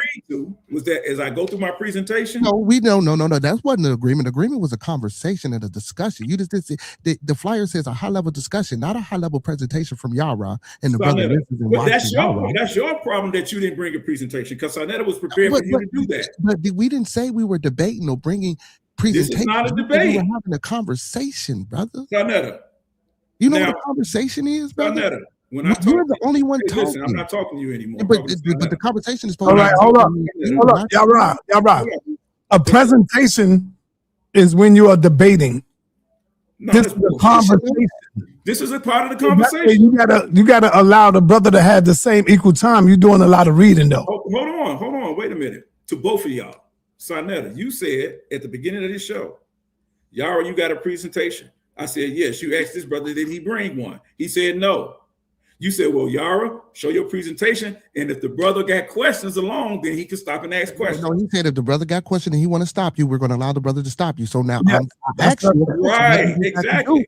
And you said, well, give me a minute because I want to keep going. But that's what then I asked. And then I said, because I don't think you're listening, well, do you have a quick synopsis of the point that you're trying to get to so you can land your plane or park your car? That's exactly what you said by me. Do you not understand? So you got to allow me to answer that question, which you didn't because you can't shut up. No, listen, brother, because you're finna go back into the presentation. Do y'all understand what I'm saying here? Do you get what I'm saying? Oh. You asked me, do I have a synopsis? My synopsis is going to come along in my presentation. No, that's not what a synopsis, brother. That is a synopsis, that's you summarizing. That's not you doing the presentation. Do you know how long my presentation actually is? Oh my! And I'm not even. You've seen me skip pages. I'm not even going through the full thing. So I am giving you a summarization of my presentation. Like what? Like you asked me a question. I tried to give you an answer. Just go on, bro. Just go, bro. Yeah, you ain't got to keep explaining. Just go, bro. I'm gonna let you have it. You want, bro. Let's go. Go ahead. Yeah, just shut up for a second. It's cool. Oh my God. So at the end of hey, man, I told you about the disrespect of the shut up, man. Come on, man. Be cool, hey, man. Be cool, man. Be cool. You only respond. You can't do it on your own. Be cool, dog, but you ain't gotta say. You can say be quiet, be cool with the shut up, bro. Just be cool, bro. Because you wouldn't do this if you, bro. I wouldn't do it where. You wouldn't do it in my bro. Just be cool. I wouldn't do it in your face. Bro, I asked, be respectable, bro. Because if you did, bro, just be cool. Bro. I wouldn't do it in your face. Bro, you didn't call me your son, bro. Listen, you didn't call me Yarah. Just get the information, Yarah. Damn. But you gotta shut up. You're right. God dang, bro. You gotta shut up. I don't get it. That's what's wrong with niggas. They don't. There you go again. Read. There you go again. He don't know how to be disciplined and just go ahead and just say what he need to say. He got to go with ad hominems and call me niggas and nigga, all you gotta you won't let me say what I gotta say because you. All right. Yarah, I'm gonna allow you to just do this last one, and then y'all gotta have a conversation. I can't allow you to just read the conversation. Okay, well, if you won't allow me to read it, then you shouldn't have said I could do my presentation. It's his fault he didn't come because you expected him to come with us like that. I expected a debate. But I learned today that this was going to be a conversation. I thought it was going to be a debate. Remember how we talked about it earlier? Yesterday we said a conversation. The conversation and the debate is the same thing, bro. Yeah. That's true. All right. Okay, But if the brother don't have a presentation, I can't allow you to dominate the conversation, Yarah. That's his fault. No, it ain't no fault, brother. Because it's about being fair, bro. Yarah, it's about being fair. You got to give the brother the same equal time, man. No, I don't mind him giving the presentation. You got to be able to go off the head, Yarah. Like this brother going off the head. That's having a conversation. You can fact check me. I give resources in the books for people to go read and look it up. Don't tell me what I got to do. Google it. Don't tell me what I got to do. Right? All I'm saying is that don't bring a butter knife to a gunfight. Well, you the butter knife. Well, your presentation. Because you ain't your presentation. Because all you saying is, I can't tell you my secret. On the screen. Bro, go do your presentation, bro. We said you can go ahead. Just read it. That's just go. Bro, just go. You crying like sa.neter always talking about Israelites crying. Now you got this nigga up here crying. All right, come on with the name, the name, Yarah. Now the people are saying they don't know which one is the most undisciplined, you or Apostle, man. I don't give a damn what the people say. That's not a point. Just give me the information. I'm steady asking you to go. You won't even go because you're so caught up in talking about me. Just because go. What you're trying to do is, brother, you was already given the floor that if you had a question, you could stop me. I don't know what part of that you didn't understand.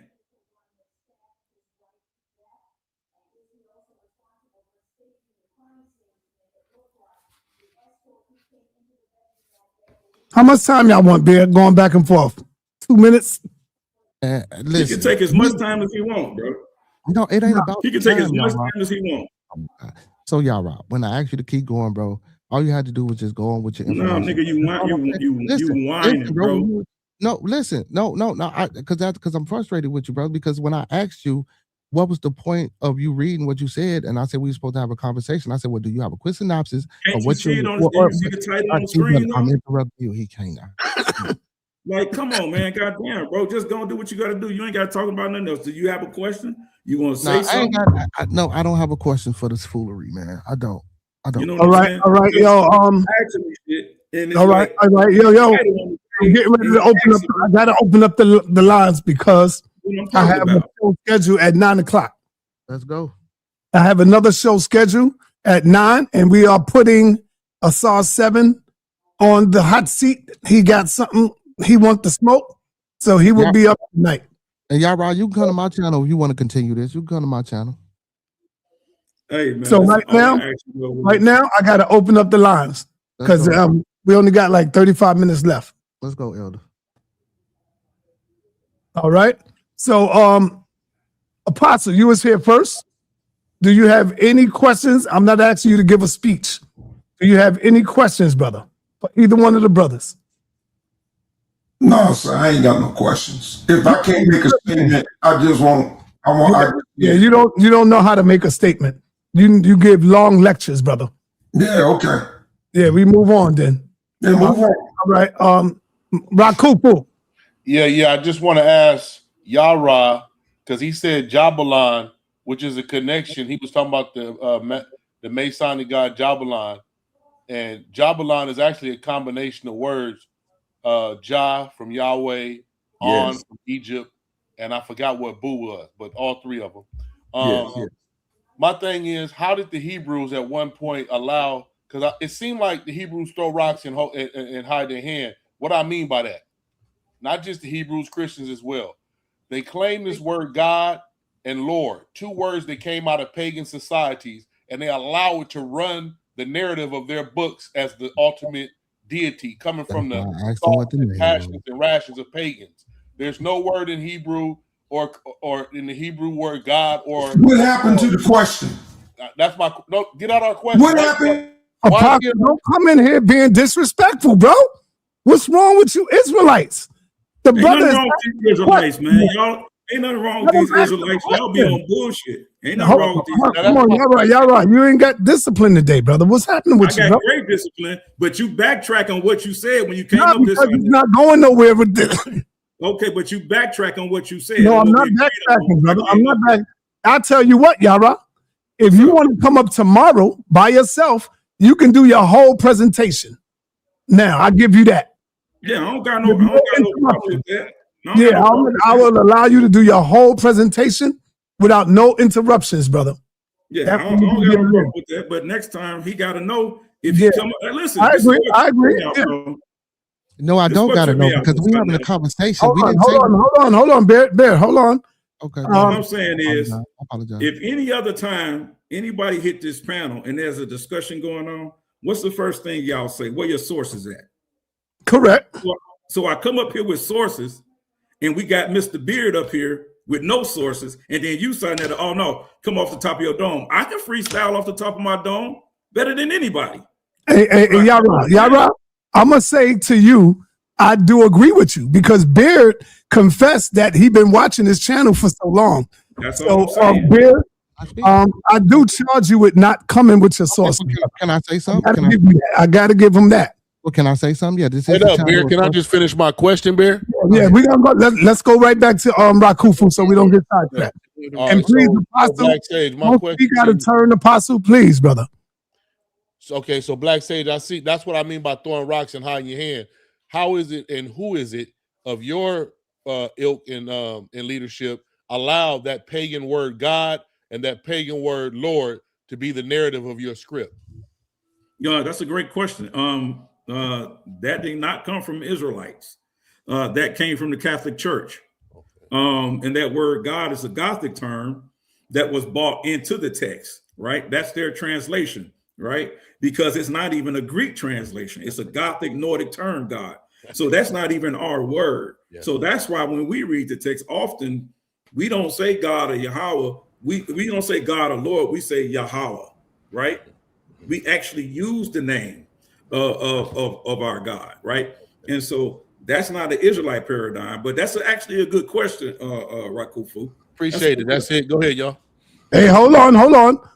Bear, do you want to respond to that question? Yeah. So again, I know about the short up and shut up, but yesterday we said we were going to have a conversation, right? That's what we said.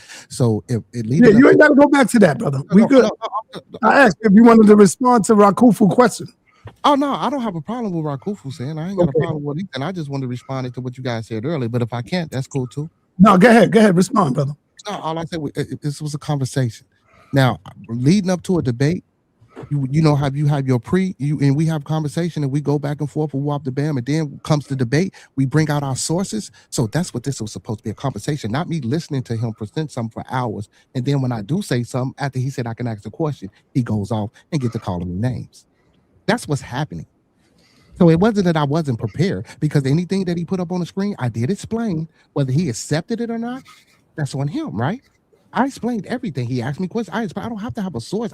You can go just like he Googling and pulling up books. Everybody else can do the same thing. But if that's what I need to do, present a PowerPoint, I have no problem with entering into a formal debate, because I texted and asked you earlier. This is just a conversation and not a debate, right? I text you that and you said no. You said yes, sir. Remember, this is just a conversation, not a debate. That's right. So that's why I put it on the flyer, and I said it at the beginning of the show. Right. So if I knew I was coming into a place where it was going to be a formal debate, I would have put together a quick PowerPoint, and I wouldn't have did it. See, that's why I said let's do it the next day, because if I wanted to do a presentation, I wouldn't have been able to do it in a day, because as I was on my way home from work. You see what I'm saying? Yeah. But if I need to put a presentation together, I have no problem with doing that, since I was ill prepared today. Right. I just wish my brother Yarah, as a Hebrew Israelite, had a little more discipline and respect for his brother. That's all I'm saying, Yarah. The brother ain't coming out calling you names. And he called you one thing one time, but he backed off of it. He backed off and apologized. No, he got upset because I said he wasn't a Mason. That's my right. No, no, brother. All I said was just like y'all. Hold on. You're not an Israelite. I said, hold on, dear. You got to let us speak now. Let us speak. Just like everybody on this panel every day, come on this chat in this platform and say you're not an Israelite because you can't prove you're an Israelite. Where your DNA? I don't cry over that, and I still come on this platform. True. And they say that every goddamn day, every time I come over here for years. You're not an Israelite. They've been telling us that for hundreds of years. Y'all ain't Israelites. But as a man, hold on, Beard. Hey, I'm gonna tell you, Yarah. I've been seeing this in the chat for a while. and you don't want to be labeled as the son of apostle, brother. They are calling you now apostle's son. You know, and I've seen it from a few different people. You don't want to be that. You don't want to be labeled as that, brother. Hey, listen, I count that as an honor to be called the son of that man. He's a great man. The hell what y'all say. Some of y'all don't even know y'all goddamn daddies. Never met him. All right, I got you. All right, let me go to who else? Who else got you? King J. Let me. I think I was next. King. Let's go, King. Peace to the panel. Peace, Beard. Peace, Yarah. Quick question. So Beard, my auntie, she is an auxiliary rose, right? Do you know what that is? Yes. She's an OES, so she's an auxiliary rose, right? She's the highest in her. You know what I'm saying? Who up to bam? So she's a grand matron. Yes, she is out of Detroit. Two things, right? I agree with everything you said, especially the 3 degrees. She even told me that. She said there's only 3 degrees: fellowship, master, and then there's another one. She said everything else after that is just a different department added on, and she's added 30 of them. She said, right? So I agree with you with that. The Baphomet, I don't understand where he's getting that from. I'm familiar with the Jah, Baal, and Khufu is Osiris. Is Jah, Baal, and Osiris. I'm more familiar with Ptah, right? I'm more familiar with Ptah being the grand master architect of the universe instead of than the Jabalan, right? So I want you to speak on Ptah, right?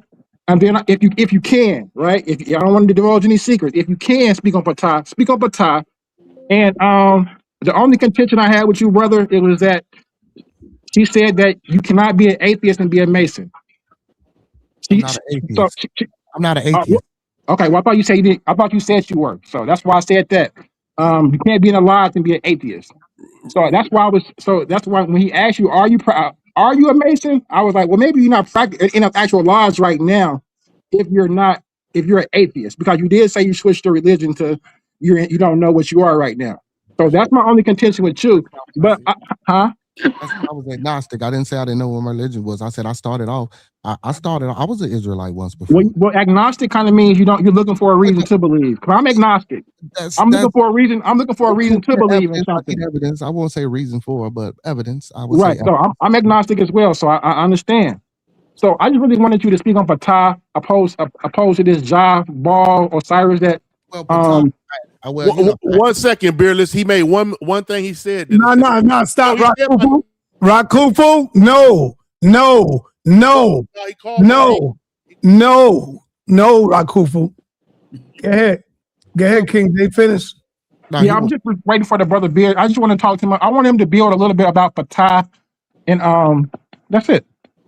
Well, you know what? I don't. Okay, well, Ptah, you know, the energy mound Ptah, you know, he came from, you know, the ground erupted and put that was Ptah. I don't really got. I ain't got anything right, but you know what I'm saying. I'm there with it, but I ain't. You know, right now, yeah. But I understand what it is and where it come from. Yeah, I got you. Yeah, for sure. Yeah. So that's why I'm trying to. So when Yarah's bringing up Baphomet and this Jabalan, I'm like, you can't Google sources in regards to Masonry and think you're getting the true secrets off of YouTube. So go ahead. So King J, you're saying that Yarah don't know what he's talking about when he bring up Baphomet? At all. At all. Baphomet don't have nothing to do with Masonry, you saying? No, because you can look at the same thing. Because look, Star. They do the same thing with the Star of David. Oh, okay. Hey, so it's how they're using it. So I don't think so. Yarah's trying to put on Masonry this evil Luciferian cult. I don't see that. I just want to say this. King J had asked me. He had said that Jabulah was meaning Jah, which is Yahweh, and on Baal and Osiris. But it's not Baal. It's not Osiris. It's On. O-N. The O-N is an Egyptian sacred center, Heliopolis, or the city of Ra. Okay. I'm gonna let Yarah respond, and then I'm gonna go to you, Ashe. Yeah, but Rakufu is right, but On and Ra was that still was the center for Osiris. So you guys are kind of both correct on that. But I'm gonna tell King J where Well, I wholly disagree with him, right, when we talk about the Baphomet, because we know the Baphomet, the image that we see, that came later on. But this is why I was showing earlier when they were talking about the sabbatic goat. The sabbatic goat is what we know came from directly from the goat of Mendes, right? And we know the goat of Mendes, that comes out of ancient Kemet's esoteric teaching. So in that, and I even also read it where he talked about the god Pan that they also worship.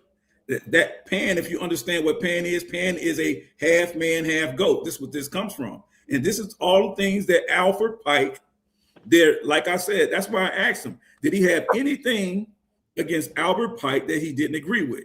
He said some things he disagreed with. I can accept that. So my question was, or would have been, is this one of those things? And if so, why? Because Albert Pike sure taught it, and many people in the Scottish Rite that he claims he deal with, they deal with that today. And I don't understand. Well, I do understand. Let me take that back. I do understand that it is part of their initiation rites that they refuse to speak on it. That's why I showed that video from the very beginning. They have to take those secrets to their grave, even amongst their own brethren. They have to take those secrets to their graves. That's why I showed that video. And that is not something Yarah made up. That's something that was recorded against their knowledge, them not knowing, because trust me, they wouldn't have never put that out to the public.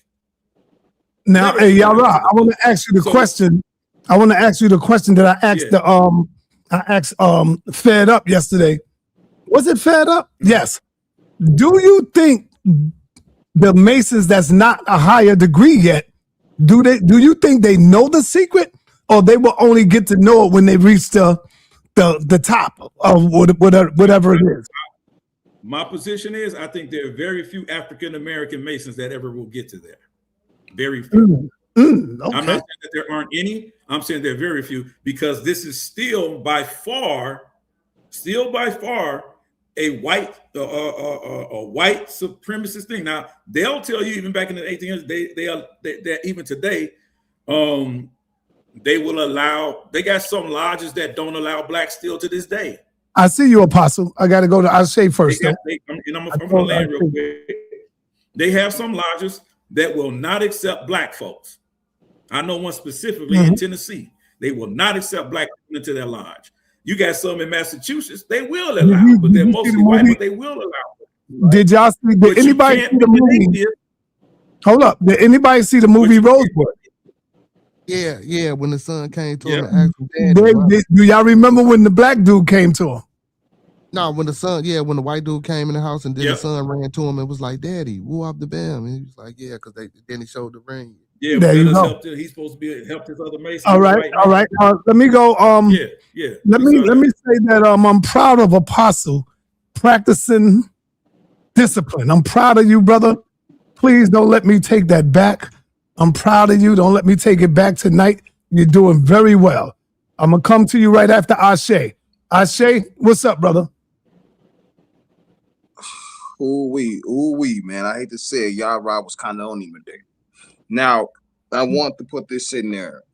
There's definitely, when the brother was saying that he wasn't a Mason based off the job line information, I get where he was coming from.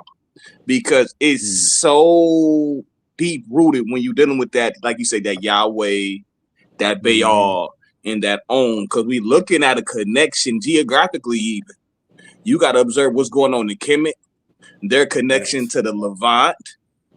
And I mean, we've been talking about God energy, me, humble. We've been talking about this Canaanite thing in its connection, dealing with Yah and Baal and the whole Baal cycle in itself. So there's something going on there. Now, there's an aspect of this I thought the brother Yarah was going to touch on, which was the Babylonian aspect of it, with the Babylonian influence of what's going on. Because there's a certain hazing ritual that happens. sa.neter was talking about it. There's a certain hazing ritual, and now I might rub the Hebrews wrong, but of course I don't care.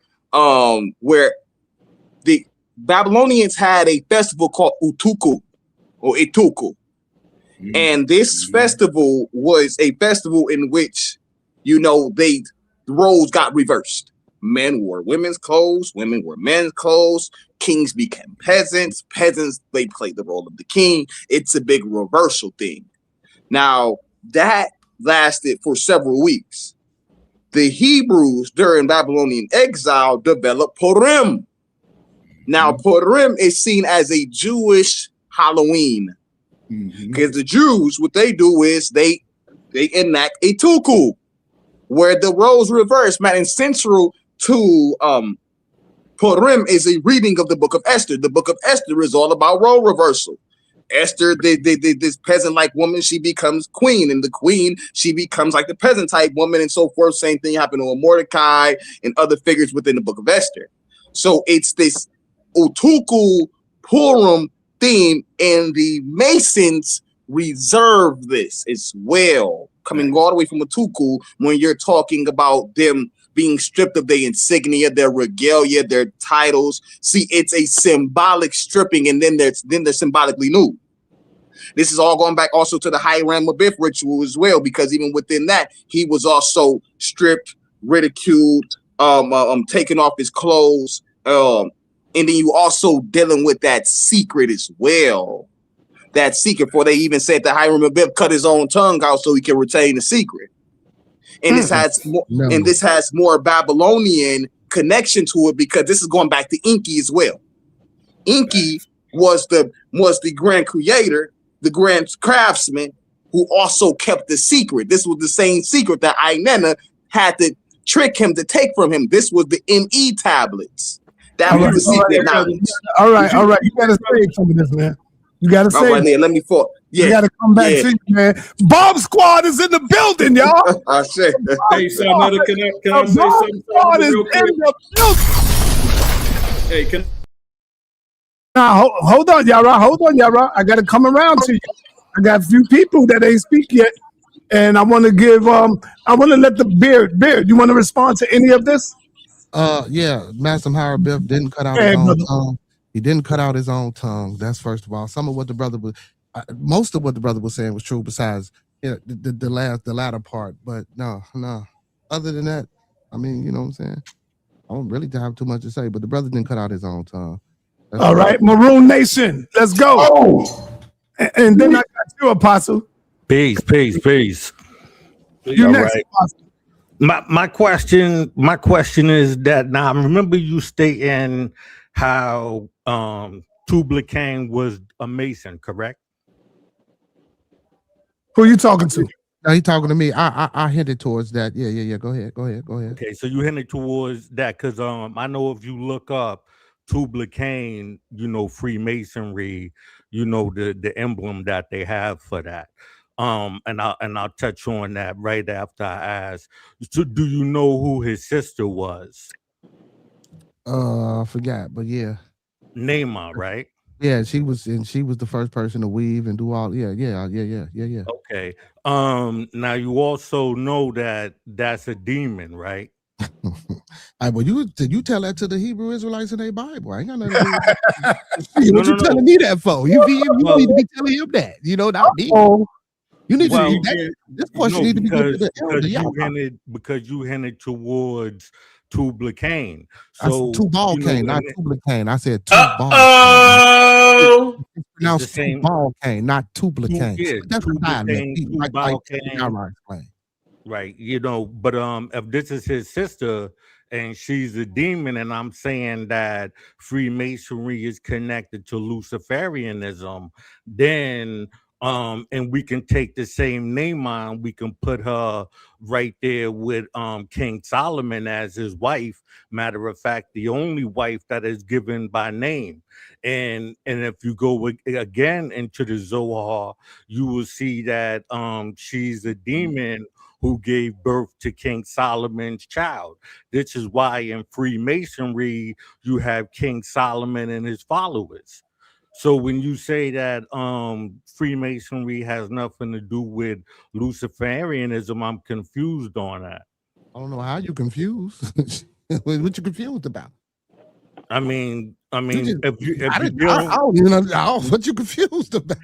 If you're dealing with a system that's dealing with witchcraft and devilment, right? And it's coming. I don't do no witchcraft, brother. I'm telling you, I don't do no witchcraft, brother. You telling me, but your system says otherwise. The system that you in. Are you in my present system? Are you in my system of morality? Are you in my system? Do you practice my practice? Now you. I'm just asking you or y'all. Now you y'all trying to practice my shift practice it. to tell me that? I'm just asking a question. With the deflections, bro. Right. It's a deflection because wow, Yarah, me and that brother was talking, man. You don't know how to be quiet like a pop, like the elder doing right now. Be cool, brother, son. No, I be don't. cool, son. Hey, but Maroon Nation. Don't so deflect. I'm not. What you mean deflecting? Nah, this should be a question for you.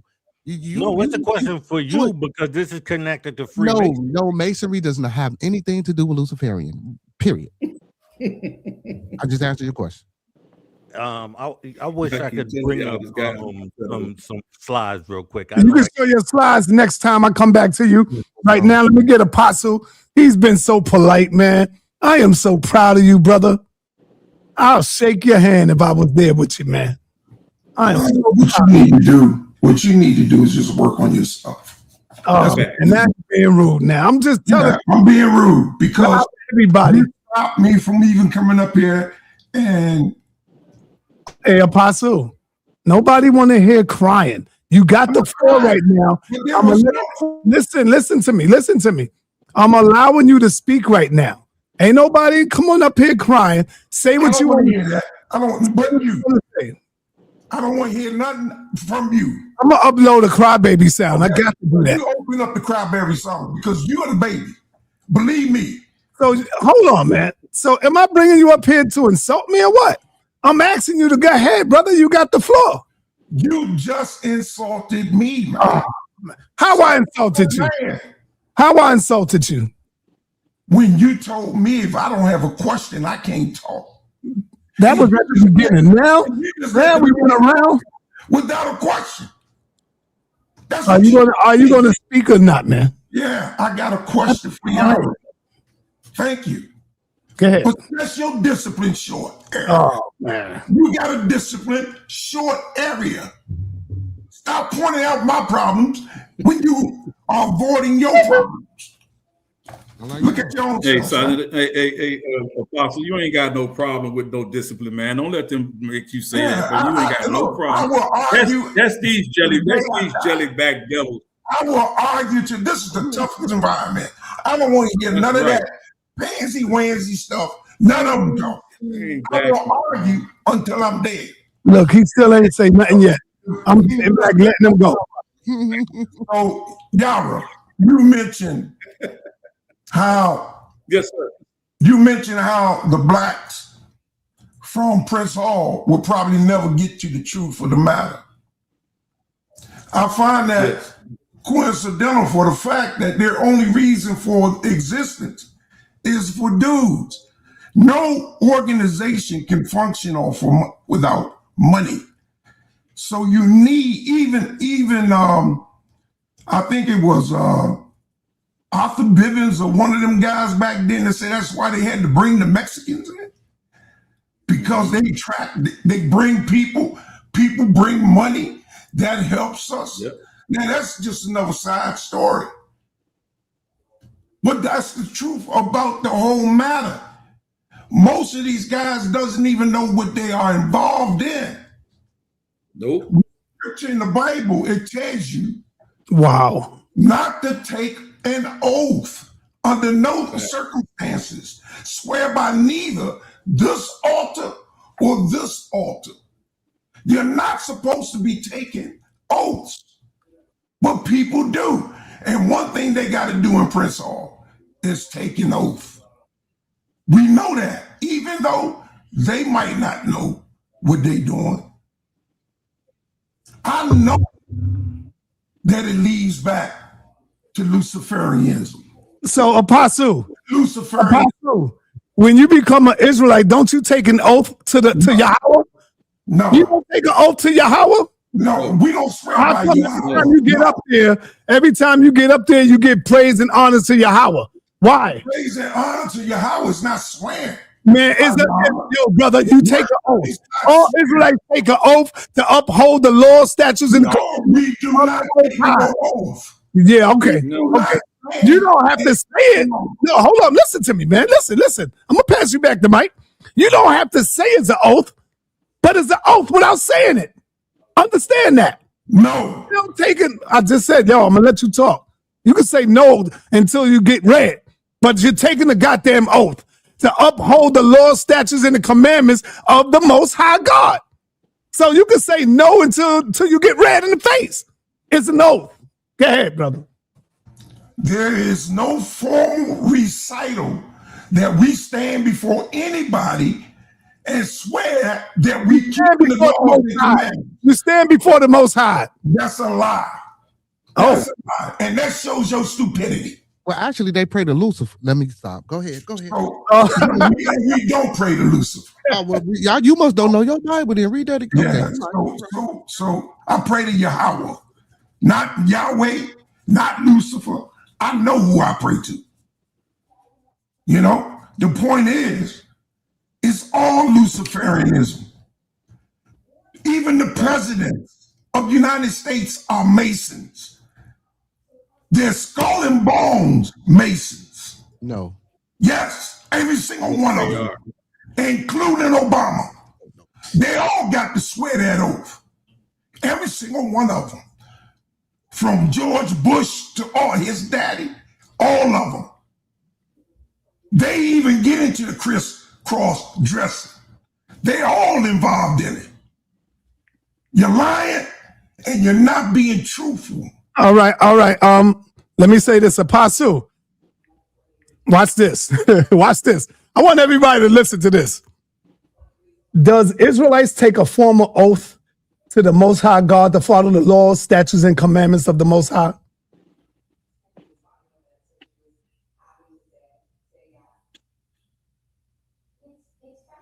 It says yes. The Israelites enter a formal covenant with God would serve as a legal binding oath to follow his laws and statutes and commandments. Hey, brother Rakufu, where you at, brother? Brother Rakufu. Damn, man. Now Rakufu. Oh, there you go. They're talking about the Ashkenazi. Hold on, Apostle. I need you to look up. Do the Israelites take a form of oath to uphold the law, statutes, and commandments of the Most High God? Look that up and read it to us so they know I'm not lying. Okay. You're lying about who it is. Be quiet, brother. Be quiet, brother. Be quiet. I'm answering you. Why I gotta be quiet? Because, man, I'm trying to get this brother first. Man, I know what I be talking about. Y'all think I be sleeping on this? It's talking about the Ashkenazi Jew. Oh man, we're gonna find out what it's talking about. We're gonna find out what it's talking about. Okay, I got it right here. All right, be quiet. Read it, brother. Does the Israelites take an oath to Yahweh to keep up the law, statutes, and commandments? Yes, absolutely. In bold writing. The Israelites formally took an oath in bold writing, a covenant now to Yahweh to keep the law, statutes, and commandments in bold writing. That oath is foundational to Israelite identity. You can't even be an Israelite if you don't.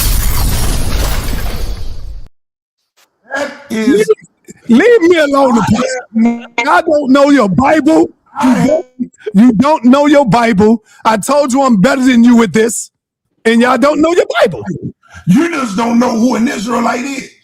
A difference from a Jewish man and an Israelite. You don't know the difference.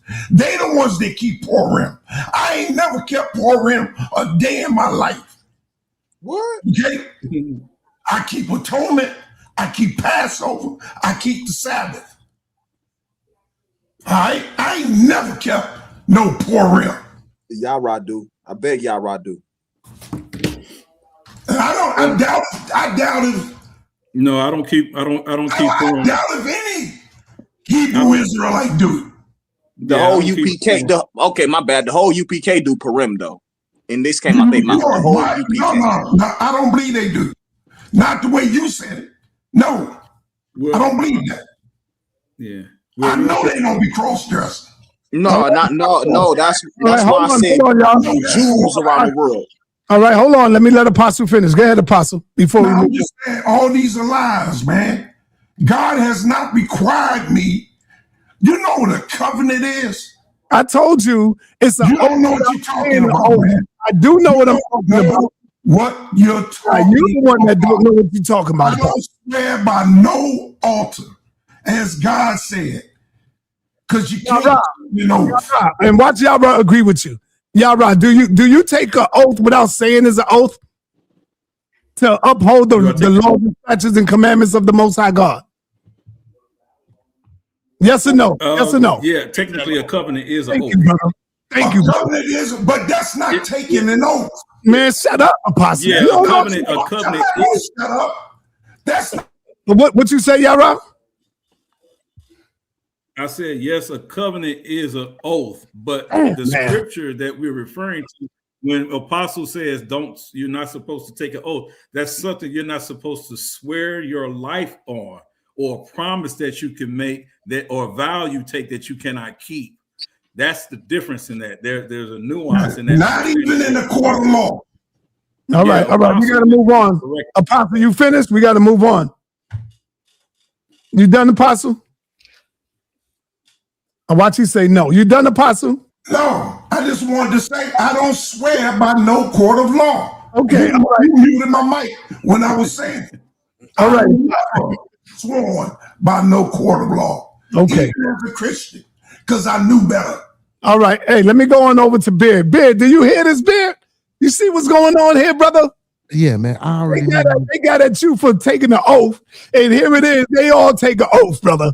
I know this. Yeah, it's listen, not the same. I know the Bible too, sa.neter. I know it's not the same because y'all different. I know. Look how rude and disrespectful he is. You were talking to me. He still just got to talk. He still just got to say something, man. Hey. All right. Go ahead. Finish, Beard. Yeah, but like I say, man, I knew what I was coming into, man. I already knew Yarah was delusional. I'm not gonna disrespect Elder Apostle and say that to him. But yeah, but this man, like, bro, you don't know nothing, bro. Like, you ain't been in. You saying, you talking to people, you Googling, you pulling up books, and you have a person that you don't believe. But you have someone here telling you and saying, like, bro, this is this and this is that, and you still don't believe it. That's on you. That's all I can say. Nigga, you ain't said nothing. Come on, man. I think they need to focus more on that Bible and figure that out. Why he trying to figure me out, bro, or the Masons or whatever he wants. Like I said, man, you ain't. Like I said, your black skin won't allow you to be initiated into nothing that these real Masons do. You are nothing but a due payer. You pay up to the Grand Masters, to the 32nd, 33rd degree. Yeah, that's all you are. That's all y'all are, is a money train. All right, now Yarah. All right, now Yarah. You know I gotta spank you on that, because when you look at ISUPK, IUIC, GMS, all of them pays tithes. When you look at the Muslims, they all pays tithes, brother. All of them. When you look at he don't know what he's talking about. You don't even know what he's talking about. Hold on. And you that hat? Hold on. You can't have a movement without money. And so even in the new Black Panther Party, we all had to pay some dues. You know why? Because we got to get flyers. We go out of town. We travel. What is wrong with you, man? Ain't nothing wrong with paying dues. What the hell wrong with you, sa.neter? It wasn't no you weren't paying no dude. The Black Panthers weren't paying no dude. The reason why they paid. That's why they might not know. That's the reason why they paid. That's what they're there for. Apostle, hold on. The organization needs money. To no European. Period. Get the hell out of here, sa.neter. I'm telling you, Black Freemasons at Prince Hall. I don't think Masons pay to Europeans. They pay dues to them white folks. Oh. Damn, I ain't know that. I want to say this, right. They pay to the white folk. Yeah, I want to say this. They pay to the white folk. Say this to him though. He was dead spot on with the information he got out. I'm gonna bring some of that out tomorrow because that's some of the information I got about that exact festival. He's dead spot on with that. That's why I said, sa.neter, you kind of jumped ahead. I'm even glad you brought that out because I didn't even know you ever seen that. But when I was talking about that they're mimicking this goddess. This is why they're called the sons of light. All that is Babylonian. It came out of there. They actually enculturated it, because if you actually talk about the Babylonians, they'll tell you they're really the first historians. The first historians claim to be Babylonians. They're the ones that propagated a lot of this. And this is the ritual practice and rites that you see. If you say you're part of the Scottish Rite, you're not being initiated if you're not following what they were following those thousands of years ago. So shout out to I got to give honor to Unhamlin's due. He was dead spot on with that. Good information. All right, let me ask God Energy, how much of this presentation you heard, brother? Because you're coming in late. Peace, y'all. I caught almost the whole thing. The connection. You're breaking up, brother. You're breaking up. Your frequency is not right. I think he on the subway or something. Yeah, you're breaking up. We got to move forward. New York connection. You know, for some reason, people been calling me a Mason for a long time. Family, if I was a Mason, I would tell everybody, yeah, I'm a Mason. And I'd be proud to tell everybody. I swear I thought you was a Mason, bro. I can tell you're a Mason. I ain't gonna lie. Yeah, but I'm not a Mason, man. You caught that picture you took. I'm not a Mason, man. We stone builders. We all Masons. All right, let me go on over to let me see who I got to go to, man. Who ain't speaking in a minute? Let me go to Maroon Nation. Unmute yourself, brother. Peace. You can hear me? I can hear you. And then I got Humble next. All right. Would you allow me to show a PowerPoint? Fed up. You should have came up in here, man. Give the brother some backup, man. I didn't need it. You let me show a PowerPoint real quick. How long? No, it's just yeah, let's go. Let's get it. Okay.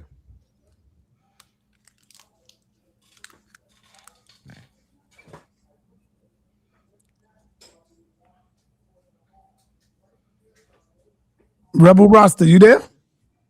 Yeah, man. Okay. I'll let you go. I'll let you go after Nation and then Humble. Roster ain't speak yet. And they got Ross' name in the Jabula. That's the same Jah, ain't it? Hey, yo, you see how the spirit of the ancestors come to me, man, and gave me that information? That shit just hit me when he talked about taking the oath. And I was like, hold on. Yeah, the Hebrews take an oath. No, we don't take an oath. You need to stop that. You're a little crybaby, brother. Yarah already told you did. So I believe Yarah this time. And that's why I'm gonna make another song, brother. Hey, Sa, what's that thing called when you become a Muslim? What is it called, Sa? You take the Shahada. That's Shahada.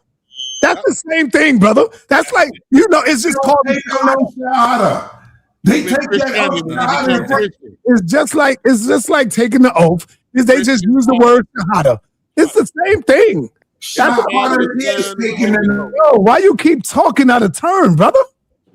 Why you keep doing that? When I mute you, you got to stop doing that. Don't you be telling King J and all that the same thing? Do he tell you that, King J? When he mute you unmute yourself, don't he get mad with that? Hell yeah. Yeah, see? So come on, Apostle. This is my show, brother. This is my show. Look at him. Just look at him. Look at him. All right. I see your presentation. I'm trying to make him a better brother, man, a better Israelite. That's all. All right, it's not sharing. Why is it not sharing? Hey, it might be me. Let me stop. Okay. Now when the brother Beard was talking, he said this is Tubal Cain right here. Like I said, if you go online, not Tubal Cain, man. Right, you keep saying Tubal Cain. It's Tubal Cain. Exactly the way you're saying it. Cool. If you look on the picture, you would see that it's two balls in a cane, right? And this is reference to him saying being the first Freemason, right? So I didn't say he was the first Freemason. Okay. Well, according to the a lot of the Masons that I know, they'll say, "Oh, that's the first Freemason," right there. Well. Or no, actually, the first would be Adam. My fault. Then that would. So then I wanted to point out this right here because I'm saying that the system of Freemasonry is turning the worship towards the woman. So if you look on the top, you would see the clit, and you would look and if you look from the inside, you see the lips and the G spot, because this is yoni worship at its finest. When you take both of them and you put them together. Am I correct on this? Yes or no, Beard? If that's what you believe. If that's what I believe. If that's what you believe, brother. I don't know what you believe, brother. The compass and square is a click. That's what he believed, brother. I don't know. That's some pseudo book masonry. Come on now. You don't even need the brother Fed up to come up here, brother. You handle them nonchalantly because they come in with pseudo Google scholarship. Quit Googling this bullshit. I ain't gonna lie, I'm tired of it. I thought that was just a compass and a square, mathematical tools. You know what a square is used for? That's what I thought it was. A compass and a square. For building. I think that's a nice speculative observation. No doubt. A click? I just know. Hold on. King J. Yo, hold on. King J, you know there's no cursing on the platform, brother. Oh, my bad. That's what my bad. Okay. I'm not cursing, but that's what it says. What word can we say? Because that's what we supposed to say instead of that. No, we still with the brother Maroon Nation. Maroon Nation asks you a question, Beard. And you can't answer the question by saying if that's what you believe. It's either do you agree with it or you don't, and you can explain it. Okay, well, why am easy way out. That's an easy way out when you say, "Well, that's what you believe." That's the easy way out. That's the easy way out for him, brother. I said what it was. It's a compass and it's a square. I don't know. And he talked about the G spot. I see a compass and a square. I don't see a woman's vagina or a G spot, brother. Okay. There you have it. Go ahead, my bro. Okay. Well, if he doesn't see it or say it, then I'm not gonna force him. But it's ironic how your symbols represent either the men's genitalia or the woman's, and in the symbol that y'all represent comes down to the women. That's why you hear a lot of them start saying recently how woman is God and this and that and the third, because this is coming out of the Freemasonic system. So what do you think about the Ankh then? Because the Ankh is supposed to be a symbol of woman and man. You as see well, how bro. Now you see how but you see how I'm just asking a question, brother. And I'm about to answer it to you. Yes, sir. Now if you notice, when they pull up these symbols, is always going back to these Freemasonic groups, like the Hoteps and all of them. Those are Freemasonic groups. So of course, whatever clothes they're coming under, it really doesn't matter. What they're promoting is what matters, and what they're promoting is that the female is God. That's the reason why they got them running down the streets in dresses and all of these things, because that's what they're doing. Hey, Maroon, and anywhere in this, what you see, does it have man, woman, and child in here, or is it just woman? On this right here, it's just the women on this. Okay, because the brother brought up a good point. He talked about the Ankh, so if you want to say the vagina here, the circle represents the vagina of the woman. Yeah, exactly. And this is the teachings, right? This is the teachings that you get from them. So I'm not denying that they're teaching this stuff. What I'm saying is, if you looked at all of these different groups have something in common, and that's called Freemasonry. Right, and they'll call it by, oh no, it's really a Egypt thing and painted black or whatever they want. But at the end of the day, the message is what really matters the most. They're all promoting that the female is God. All right, let me move on. Do you want to respond to that, Beard? Have you ever heard of Sophia? You ever heard of Sophia? Yes, I have. Yes. Stories and nations and how she created this, and so again, everything is recycled, brother. Like y'all, what are we taught? Everything is recycled. For everybody that believes something on this panel, everything is recycled, brother. And good point. Related to someone's ideology, philosophy, and understanding. That's a good point. Good point. Can I respond, sa.neter, real quick? Hey, bro. Yes, respond, Yarah. Go ahead, Blacksage. He keeps saying these things are recycled. We're not talking about things being recycled. You keep trying to deflect with that. You've been deflecting all night, not saying nothing. The issue is, bro, we're talking about the origins, and that's why I gave big ups to Brother Maroon yesterday and Wasar today, because what they're talking about is the origins. Now, we want to talk, if you want to say recycle, then you're recycling the origins of what we're saying, that you're still practicing these things today.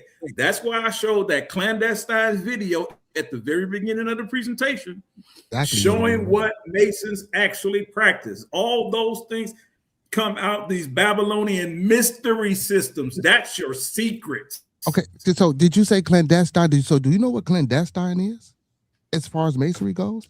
Because you said you showed a clandestine film. So do you know what clandestine means to a Mason? No, I don't know what clandestine No, you just said you showed a clandestine. I said I don't know what it means. That means it's not true. That means it shouldn't. No. Clandestine does not mean it means it's wrong, brother. Clandestine does not mean it's wrong or not true. I don't know where you get that from. Where did you get that from? Did you not hear what I said? Do you know what clandestine means to a Mason? That's what I asked you, brother. I didn't say the word. You said to a Mason. So let me tell you what the definition of clandestine is. Clandestine is anything that's done in secrecy. I know what clandestine means, brother. Don't do that, Yarah. Please, Yarah. Please. I think he was on point myself. Please, Yarah. Please look. I think he was on point. What are you saying?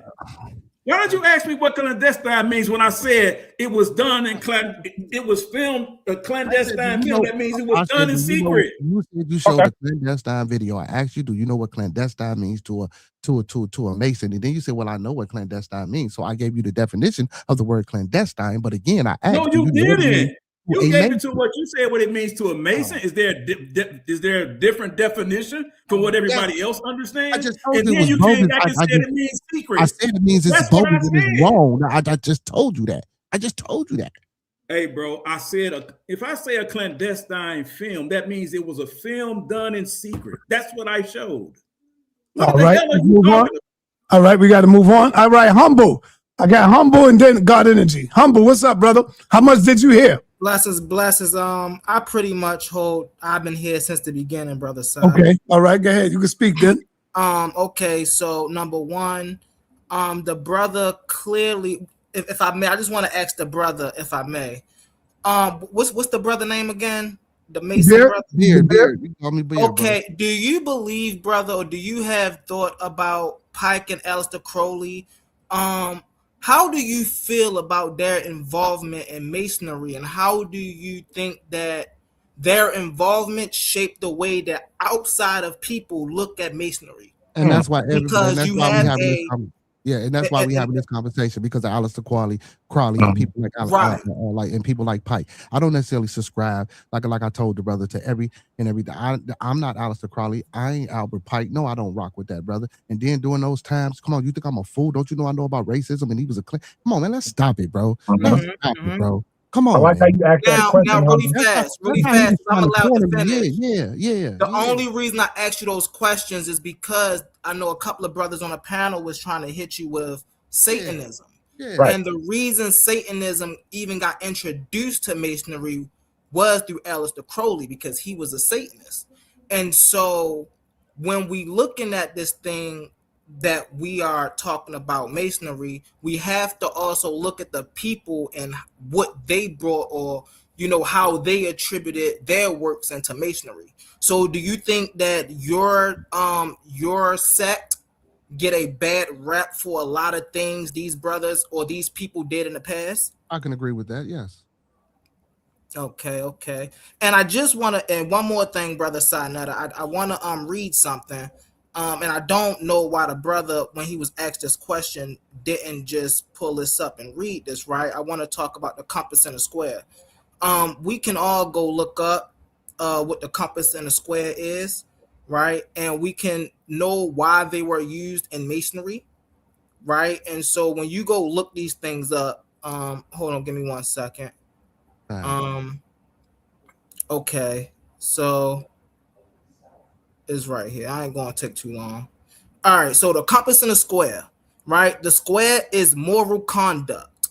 The compass is self-control and boundaries, right? So if a person don't know what they're looking at, it's easier to just look that thing up and to just make assumptions, because when you make an assumption, then everybody know the saying. But it's easy to look these things up. We don't have to make assumptions about these things. And the G in the middle of the compass and the square just means geometry, right? Or a divine architect, right? It's not that complicated. It ain't got nothing to do with none of that other stuff. So Humble, you think the brother? You think the Humble real quick. So you think the brother, when he said the G spot, that's some pseudo? That was pseudo. Yes, that's pseudo. For sure, I agree. Disagree. Yeah, I mean, are any of you guys familiar with the connection between when the brother brought up Yoni? Because I've heard this before, and this is why I brought out certain things. Like when you talk about, when the brother talks about Yoni and the Babylonian mystery system, these things do have a connection. And so for us to sit up here and say in their origins, and the reason why we can know this is that we know Yoni and Semiramis, who was in folklore the quote unquote wife to Nimrod, who was mother to Tammuz. These are the things that we know that Freemasonry held in their original belief system. Freemasonry often talk about them being as the builders. It's their mathematical or geometric system that they use. We understand what the square is, but they know that it's not just what a lot of this stuff that they give us is the fluff answer, because their whole thing is to deflect from the Babylonian mystery system in mystery schools. I see you, I see you, Apostle. But I'm going to God energy first. Yeah, I'm gonna land. All right, God energy, you got the floor. Peace, y'all. Y'all can hear me? Yep. Yes, clear. I was starting off saying that the Baphomet is a goat head, and Baal was a cow. So I know that makes people want to associate the two, but the Baphomet is not Baal, right? And they're representing two different animals, two different philosophies. The Baphomet is often androgynous, right? Having male and female parts. So there is a big separation between Baal and the Baphomet. Everyone up here, I'm a little disappointed in, except for Ashe and Humble. That's not being biased. It's just for the depth of the conversation. Why? Because the direct connection between the mystery systems to masonry, that is deep. These mystery systems, masonry systems, you could even find them in the Olmecs. The Olmecs had masonry guilds. You disappointed in me, brother? Huh? You disappointed in me? No, sa.neter, you the host, you the moderator. Stand your ground, bro. Stand your ground. You out of there. You're not in there. Yeah, but listen, but I'm gonna explain why I said that though, right? Even the Olmecs had masonry guilds based off of like the bird, the serpent. So the ancient mystery systems and these mason guilds, this was a regular part of these ancient civilizations. But to go from, let's say, the mystery systems of Kemet to Europe, that connection has to be made, right? And it is this connection through the cult of Isis, the cult of Serapis, that would bring these ancient mystery systems into the European and medieval era, right? So it was the borrowing through the Serapis cult, the Isis cult, and the Roman imperial cult that transmitted these ancient masonry systems into Europe for the later Rosicrucians and Masons to get a hold of it. So I think it is important to point out the lineage from the ancient mystery systems to the Roman mystery systems, who then gave it to the European mystery systems such as Masonry.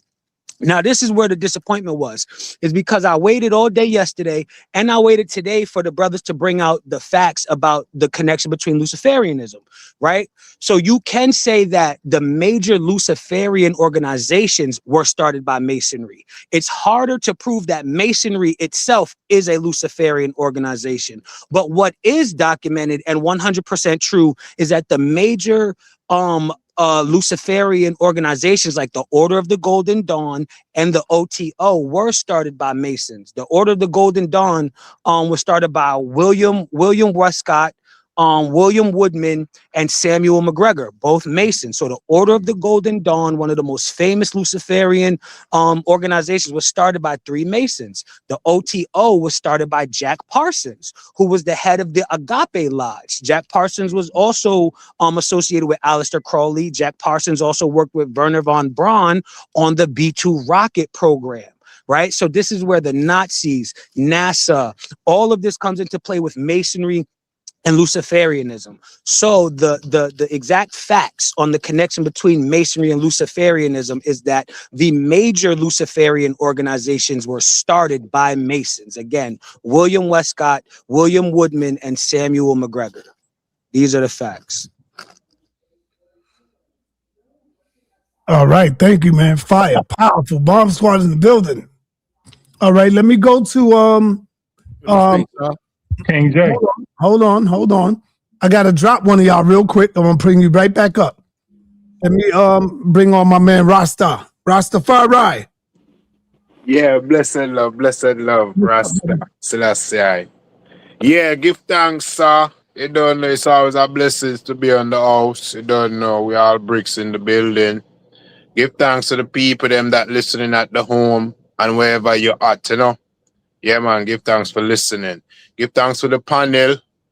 Yarah, L, everybody. You don't know the brethren, Beard, Leb. Give thanks for being here. Yeah, my name is Ahim, Rebel Rastafari. And I kind of take it side with Yarah to an extent. And the youth them, because we know how the brethren is behaving. He's not being forthcoming with the information. We know he's in some kind of so-called hidden school of knowledge, and he's not enlightening us to the extent that we really on this channel to be enlightened. He's holding faith to his small circle. And I would like to ask him if he's familiar with the Rigius poem. No, enlighten me about the poem. My circle ain't small, brother.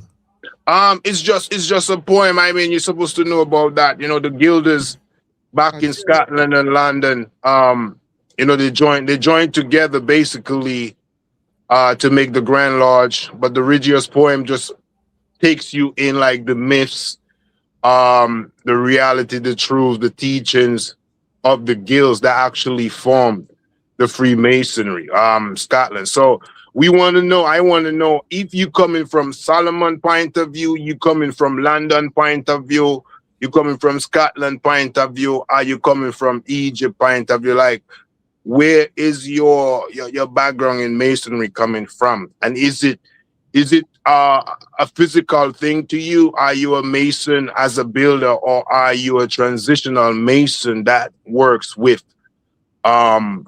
technically, you know, philosophy and all the ins and outs about the mysteries of your craft? Well, the current present system of masonry is speculative, brother. It's not operative. And no, I'm not an operative Mason. Do I have skills as an operative Mason? If I wanted to, yes, I have had formal training, but I'm not an operative Mason. I don't like that type of work. And if you ask, what if I'm coming from London, Scotland? So me, primarily, you know, the England version, but I've studied because I am Scottish, right, as well, because you go up and come down on the ladder. So I again, I pride myself on the history of anything that I do. So I come from all various points of it. And to answer your question about not being forthcoming, again, like I said, if I was on the football team and the coach gave me my plays, I'm not finna go to the other team and tell the other team what plays I'm finna run. I know we're not on the other team right now. We're on the house of consciousness, and you seems like you're on the other side. Hold on a little bit. You seems like you're on the other side because we all here for knowledge, and you know, if there's a bubble to be just busted, but you making it seem like we on this panel and you in a different group, and you're not telling us what we need to know. And we all here on this panel to find out from you what we need to know. So if the Masons are so intellectual in certain levels, why don't you expose to us so we gain interest in where you coming from? Because where you at from me, you look like you just kind of, I wouldn't say hiding, but it's like, you know, playing out in the open. You're hiding the information. You're not being forthcoming. You're not being genuine. And I'm not trying to be disrespectful. And I mean, but blessings to you. That way, brother. If you want to know, go become a Mason, and you will know. No, that's what I'm saying to you. What you talking about? I'm not here to expose nothing, brother. What are you talking about? I don't want to about? be another Christian. I don't want to be another Muslim taking sect to something. I'm universal in my knowledge. So interaction with you and other people would let me know what it's about, so that if I gain interest, I don't want to go in there to go pay dues and go follow rules that I'm not ready to follow. You see what I'm saying to you? Because I leave all kind of churches and laws behind because I follow the universe law. Okay, and so if it's not that, then you know what I'm saying, it's really nothing else. Okay, now if you want to have a personal offline conversation, or anyone on the panel does, yeah, we can do that. But I'm not doing that here. I respect your level, man. Sa.neter, give thanks and blessed to the one called Maroon, because Maroon I dig it and the bridge in Yarah bring it on. Blessed to the youth them, you don't know, humble, and the one Asar, not Asar, the one there with the breast, yeah, blessed to you, my Lord. And you don't know elder, blessed, apostle, yeah, give thanks. All right, let me go on over to Apostle right quick. Appreciate you. I don't know where God energy was at yesterday or tonight, because last night I was the one that brought up the Luciferian, and I brought it up tonight. So I don't know what you've been watching, but it's okay, bro. You can't remember everything. You know, it's all right. No, brother. But, I got hounded on for hold on. You gotta let him speak and finish. I got hounded on for bringing up the Luciferian connection last night. And then I got hounded on tonight for bringing it up by sa.neter. You know, then he went and attacked me personally like he always do. But it's okay, you know. Ashe always drops the bomb. I've been listening to him lately. Even you, brother. You've been impressing me, man. Humble too. But I think Humble came on a different flow tonight, because those symbols don't just have one meaning. They do have what they call the obvious meaning. They have that obvious meaning, like, you know, tools of the trade. A mason needs the scale and the thing, you know, that's part of their tools of the trade. But that don't mean that it doesn't have another meaning or hidden meaning or hidden agenda at the same time. Egypt is known for their phallic symbols, right? The Washington Monument, I mean, people go downtown to see it. I remember as a kid walking all the way up and down. If I'd known then that I was walking up and down a symbol that represent what I wouldn't have went down there to see that thing. You know what I'm saying? Teach. If I knew that's what it was. But that's what it is. In DC, they got two of them. They even got one in Baltimore. I'm like, what Baltimore doing with a phallic symbol? But they stole it from me, you know, because, you know, that's what some of the master builders were. Nimrod was probably one of the biggest ones, right? You mentioned Tubal Cain. Well, he died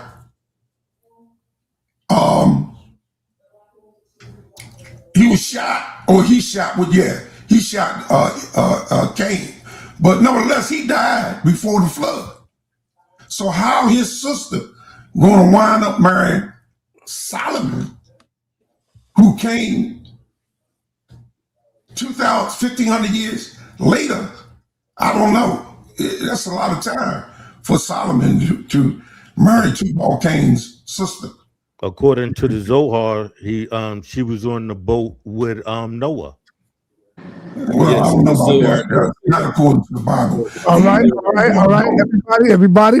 I want to say thank y'all, man. You got you was gonna let me present? I got interrupted, man. All right. I would like to respond to all Apostle. right, hold on, everybody, hold on. Bakufu, you got the floor. All right. I want to. Can you share my screen, sir? Screen is shared. Okay. Everybody can see this screen right here. Yep. Okay. You see where my mouse is pointing right here? Okay. This is the Scottish Rite Temple out here in Los Angeles, where I'm at. This picture right here, this is the picture of what I was showing where my mouse is. The first picture right here is King Zozar and Imhotep, the founding fathers of Masonry, the first step pyramid made out of stone on planet Earth at Sakata. Okay, next to it, you got Hiram Abiff and Solomon. And it wraps around, this thing wraps around to the other side of the wall. The last one on this side where you see this tree is, you see my mouse pointing to this tree?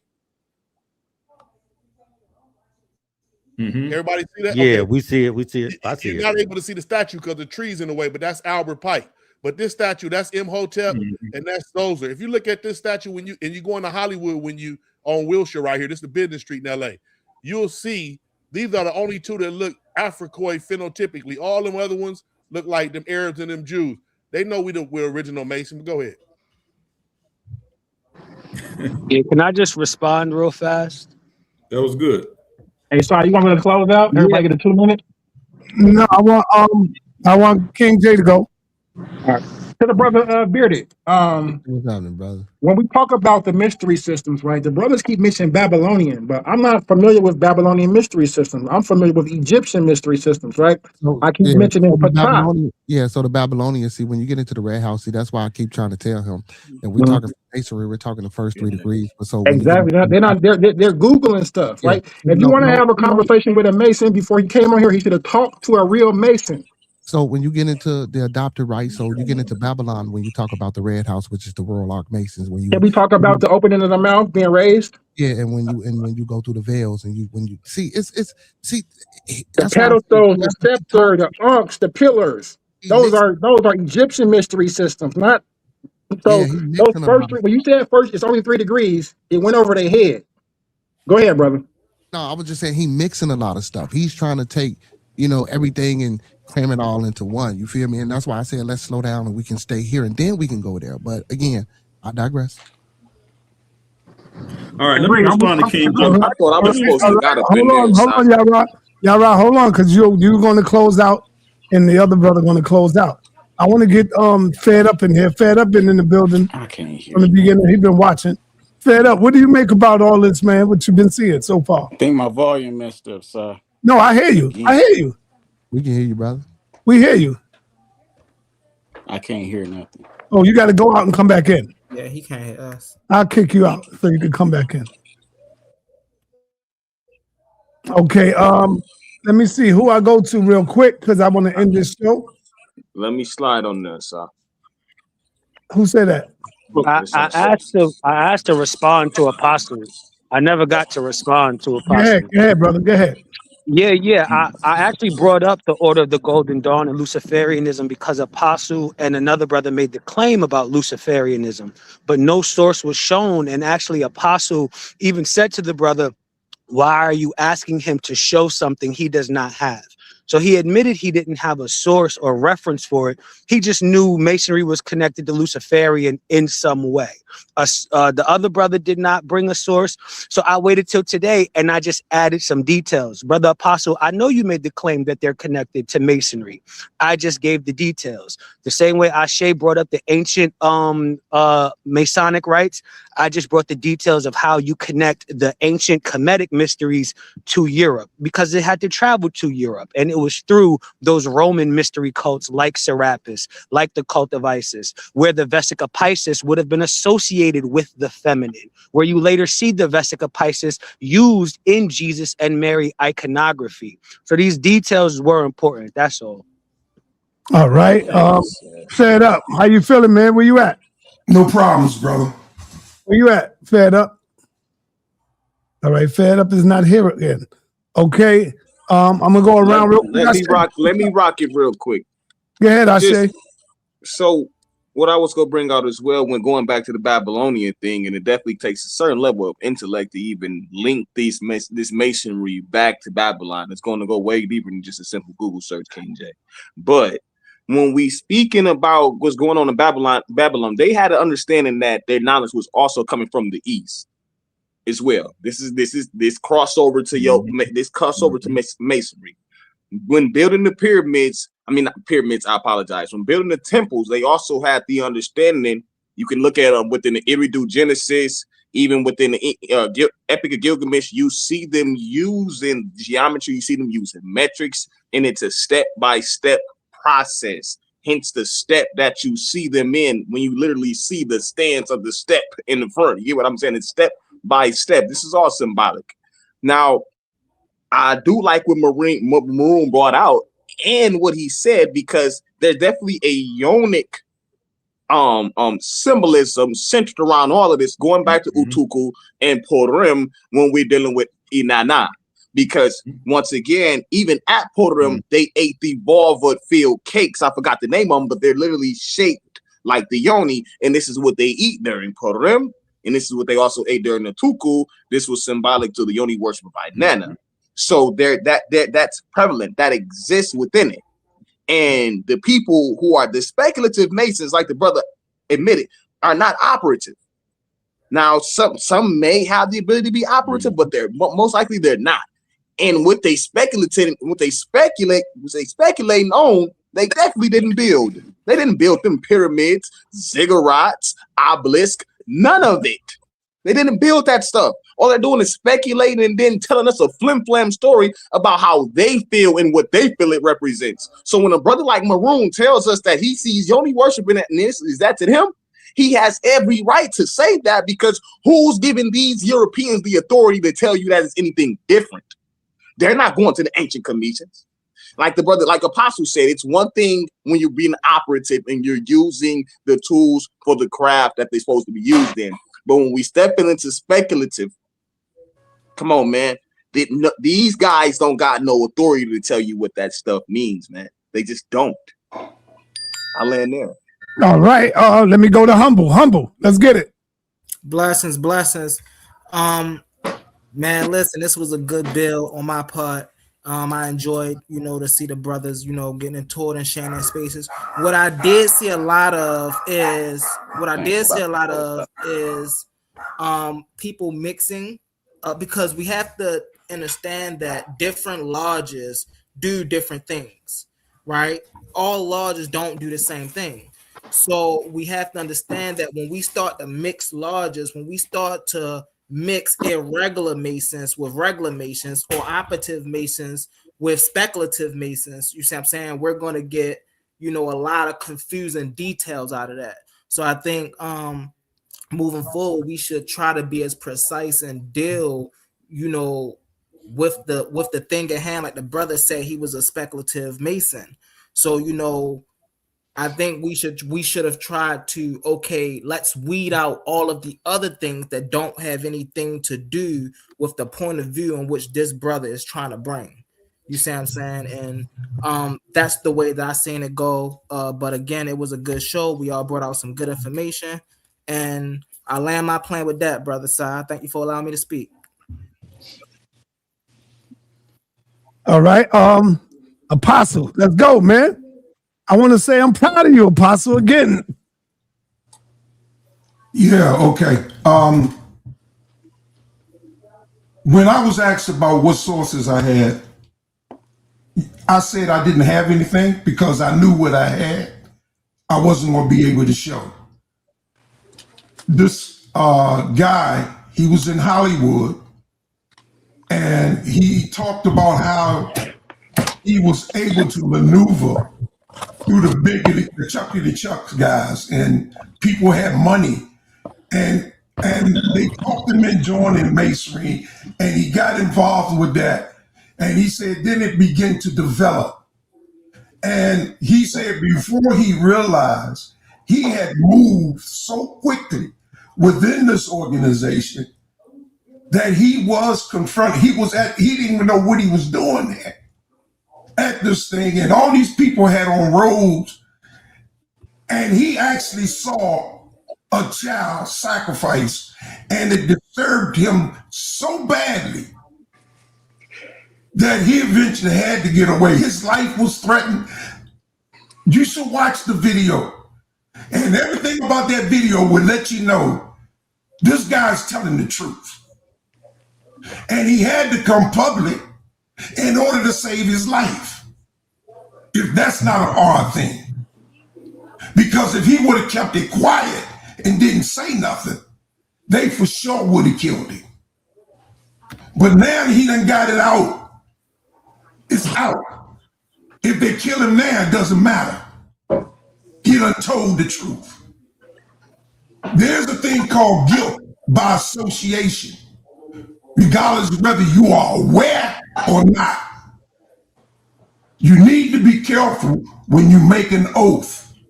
That's my point. And I say, don't make an oath.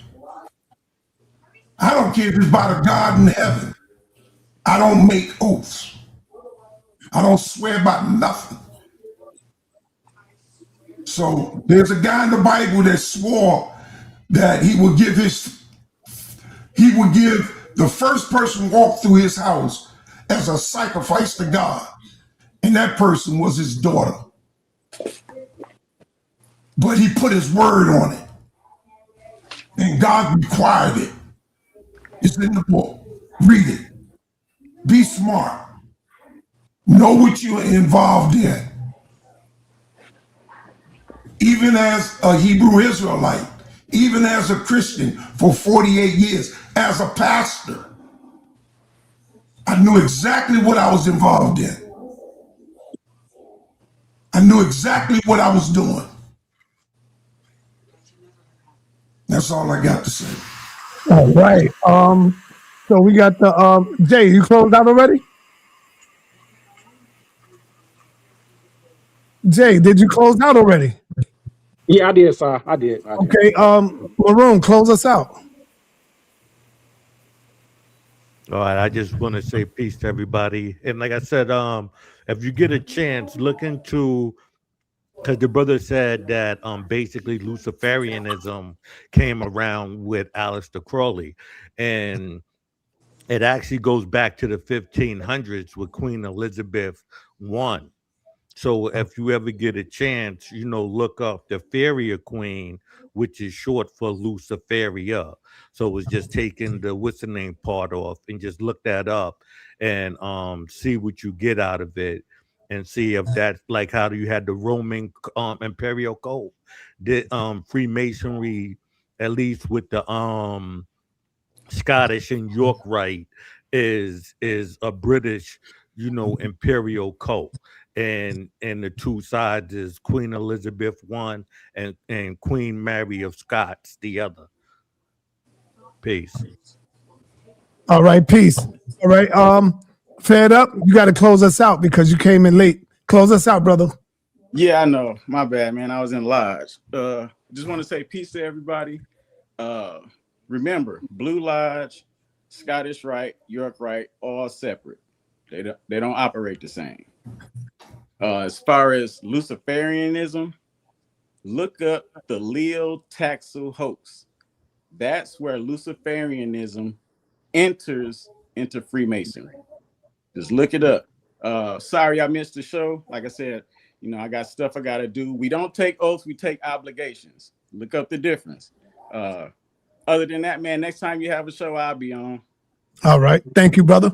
All right. Now here we go. We at the closing remarks of Brother Yarah. Let's go, brother. Close us out. Yeah, man. Overall, it was a good panel discussion. I mean, the brother opposite to me, I'm glad he came on, but he didn't tell us absolutely anything, as I knew he wouldn't. Do you want to apologize for anything you did today? What the hell for? You crazy asking me that? What the hell wrong with you, sir? As an Israelite, to your brother. As an Israelite, I should be taking him out and stoning him for all them goddamn lies he told tonight. Oh, I ain't gonna come on and say nothing. What the hell is he talking about? What you talking about, nigga? I'm an Israelite for real. So, at the end of the day, man, all I'm gonna say is, bro, is that this exactly went exactly as I knew it would. He was gonna come on here and deflect and deflect and deflect, because as an initiated Freemason, that's what you must do. That's the oath you took. And all this other stuff that we hear, these three renegades. No, that's not where it comes from. We know where this stuff comes from. That's later up, made up fluff that they give them the script so y'all won't have to share and not supposed to share the secrets. And then the last brother fed up as he came on here and said all this Luciferian stuff. That did not come. That didn't begin with the Taxel hoax, right? Because if you actually read the Taxel hoax, he goes off the speech that I just read that came out of, that's actually a part of what you read in Morals and Dogma of Albert Pike's speech. He only quoted the words from Albert Pike. So all of this Taxel hoax stuff is them deflecting again. Right? The only reason why they call it a hoax, and y'all go study the Taxel hoax, is because he came out, he was afraid to expose it, so he wrote under a pseudo name, under a female name. The guy Taxel did.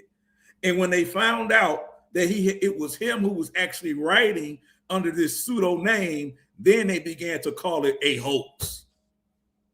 But that's why I came on his show, Morals and Dogma, page 734, 735, he gets it directly from the same rhetoric that Albert Pike talked about in that book. The hell y'all think y'all talking to? And you, King J, you don't know what you're talking about because your aunt, and I'm not talking about her, she can't share nothing with you, or she's not privy to that information. That's what I'm saying. They'll tell you about riding a goat and all that old type of stuff. They're all the Eastern Stars and these priories and these roles. They'll tell you certain things, but they are not privy to the higher degree information. They are not. I don't care how high they get in the Negro complex. They could be up there, but they're not part of that. If they attribute to that Scottish Rite or Yorkish Rite, they're not privy to those higher level understandings. I have a 160-page slide that I only got through slides tonight. Like, remember I told you, if you're ready, if you want to do it tomorrow, you're welcome. So that's what I'm saying. Like the Bomb Squad brothers, they were on point with a lot of the information what they're saying, because I have a lot of that information in my presentation. Maroon, he was dead spot on when he's talking about the Yoni, because when you talk about Semiracis is Isis. They're the same. One's from the Babylonian mystery system, one's from the Egyptian mystery system. Isis and Semiracis is the same. But what they'll tell you, and historians will tell you, that Semiracis was actually a real queen. She was actually a real person. Versus Isis, all right. No one will say that. All right. Hey, go across the street, you go, bro. Yeah, right. Go across the street.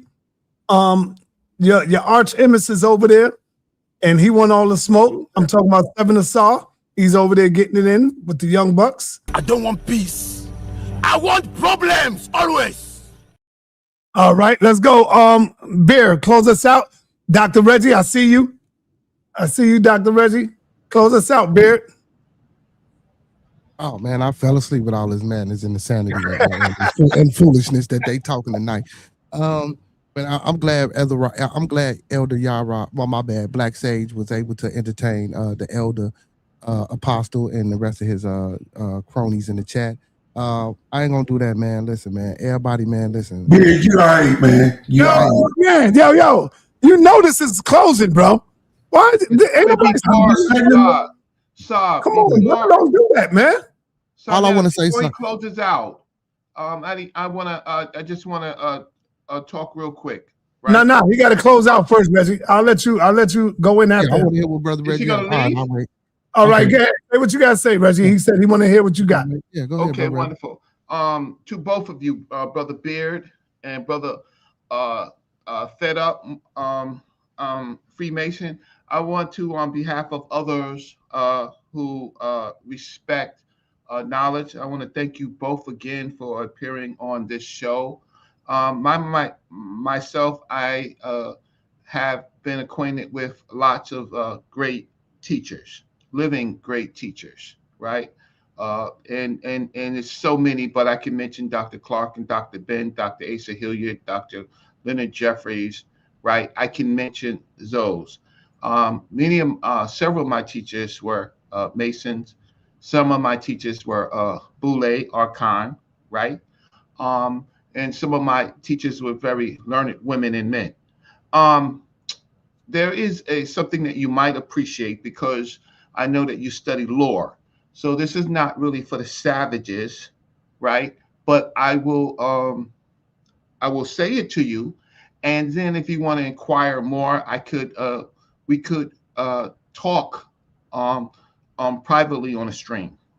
Napoleon went to ancient Egypt with an army of scholars to look for things that could verify an ancient tradition, right? A speculative tradition. One of the things that they found was a stela of Urtison. I'm going to read part of it to you, right?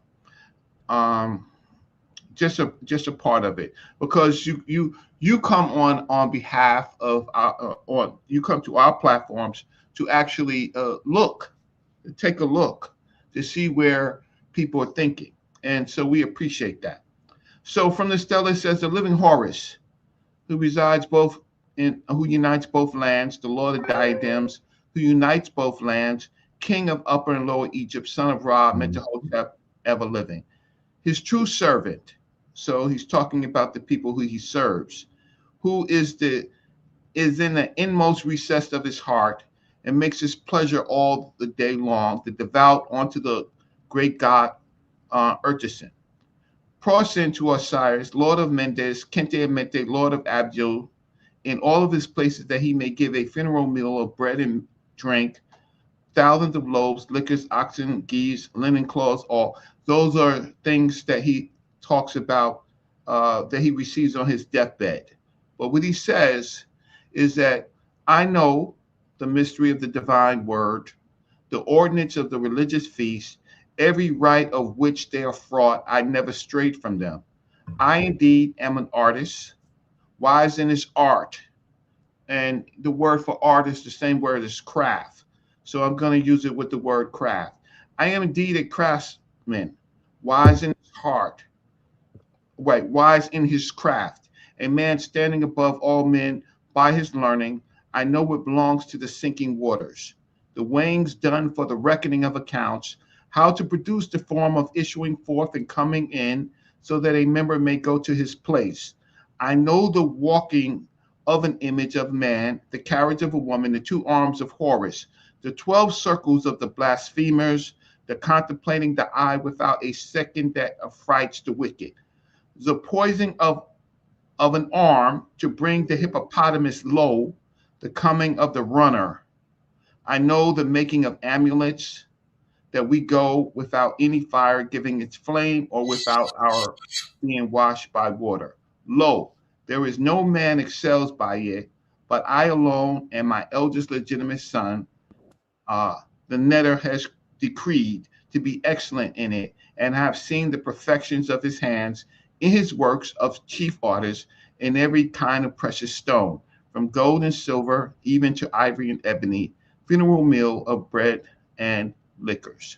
So that passage is one of the treasures that Napoleon has brought back from the buried rock into the world, and that passage in its in its original, right, is a treasure to craftsmen. So I wanted to read that to you, and at some other point, if you like, I will show you it on the stela, and I'll read it for you from the rock itself. This is just one of the treasures when the Europeans, particularly the French, were struggling against the British to verify their thinking. You have any thoughts about what I just read? All right, brother, close us out. That was a good speech. No thoughts. I mean, you know what I'm saying? I would love to build with you, you know what I'm saying? Reggie, brother Reggie, you know what I'm saying? I give you my email and my number. I love to talk with you, brother. You know what I'm saying? I love what you do. You want me to give him your number? Yes, sir. Yes, sir. Yes, sir. Yes, sir. Okay. I would love to talk to and build with brother Reggie. All I want to say, man, I ain't finna go back and forth and get into it. All I want to say is that, man, keep everybody in your thoughts, your prayers, your views, and meditations. And don't forget those 5 key components of life. That's love, peace, respect, motivation, and inspiration. And remember, when we come together, may we always meet on a level. Once we in each other's presence, may we always be humble and plumb. And when we leave each other's presence, may we always part on the square. Peace. All right. Peace, brother. Peace. Thank y'all for tuning in. We out of here. And I'm telling you, I'm going across the street. We got the HOK Debate Coliseum rocking right now. And that's where they at. They over there. SA7 is on the hot seat over there. And I'm on my way over there. The link is in the chat. Can I say one more thing, Ty? Can I say one more thing, Ty? Go ahead, brother.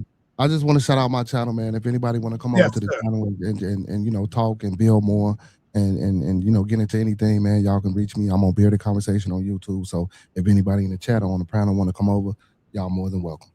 All right. Build the Conversation. That's the name of your channel. Bearded Conversation. Okay, Bearded Conversation. Y'all heard it.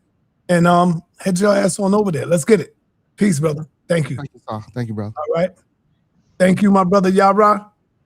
Thank you, brother Yarah. And of course, thank you, my brother Reggie. I'm gonna give you a call, Reggie. I gotta give you a call when I end the show. Yes, sir. All right, peace to you. Peace.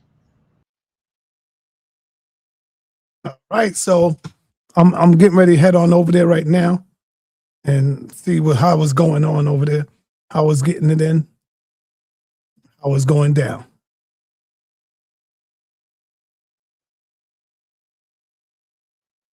The link is in the chat. Let's go.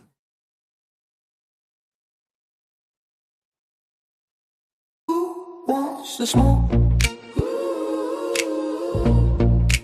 Who wants the smoke?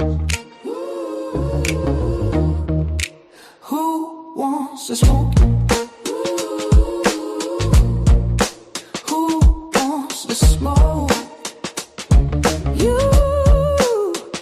Temperatures going up, the heat is rising, scholars are showing up, audience vibing. We on a mission, competition is the only desire. Whose information will be facing the unmerciful fire? So what's up, stand up, can you walk through hell? So tough, too tough for the weak soft shell. Set the fire, fan the flame, smoke is rising in plumes, while the inexperienced debater starts to choke on the fumes. Bring your science, bring your wisdom, even bring us your religion. If you cannot stand the heat, then please don't come in the Paul's kitchen. It's a session, learn a lesson, fight and overcome your fear. Who will be the best debate? By the time all the smoke clears, who wants to smoke? Who wants to smoke? Who wants to smoke? Yeah, you bump a shaking on my phone.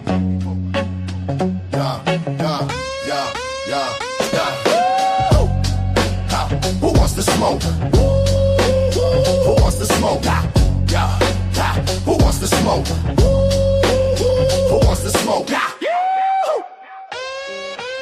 Temperatures going up, the heat is rising, scholars are showing up, audience vibing.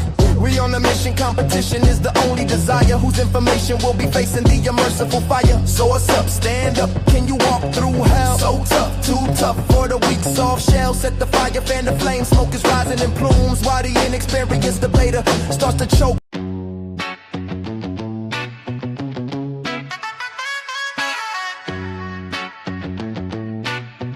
Yeah, the HOK is the toughest environment. And or at your own risk is the toughest environment. The HOK is the toughest environment. Yeah, stay strong, don't cry. It's the toughest environment. Yeah, no handouts here. You have to earn your respect. And when you do, you make they ass regret. They call it the toughest, and the title is earned from the bridges we crossed and the lessons we learned. In a cool-blooded kingdom, a concrete cage. Muslim, Christian, Israelites step on the stage. I dare you, I dare you, I dare you, I dare you. In a cool-blooded kingdom, sa.neter created. HOK, where you can't fake it. The HOK is where you fight back. No room for error, no window attack. It's a masterclass, how you handle the heat. Where the pedigree is written on the concrete streets. Toughest environment, yeah, we know the score. Locked in on debate and asking for more. The HOK is the toughest environment. Enter at your own risk, it's the toughest environment. The HOK is the toughest environment. Stay strong, don't cry. It's the toughest environment.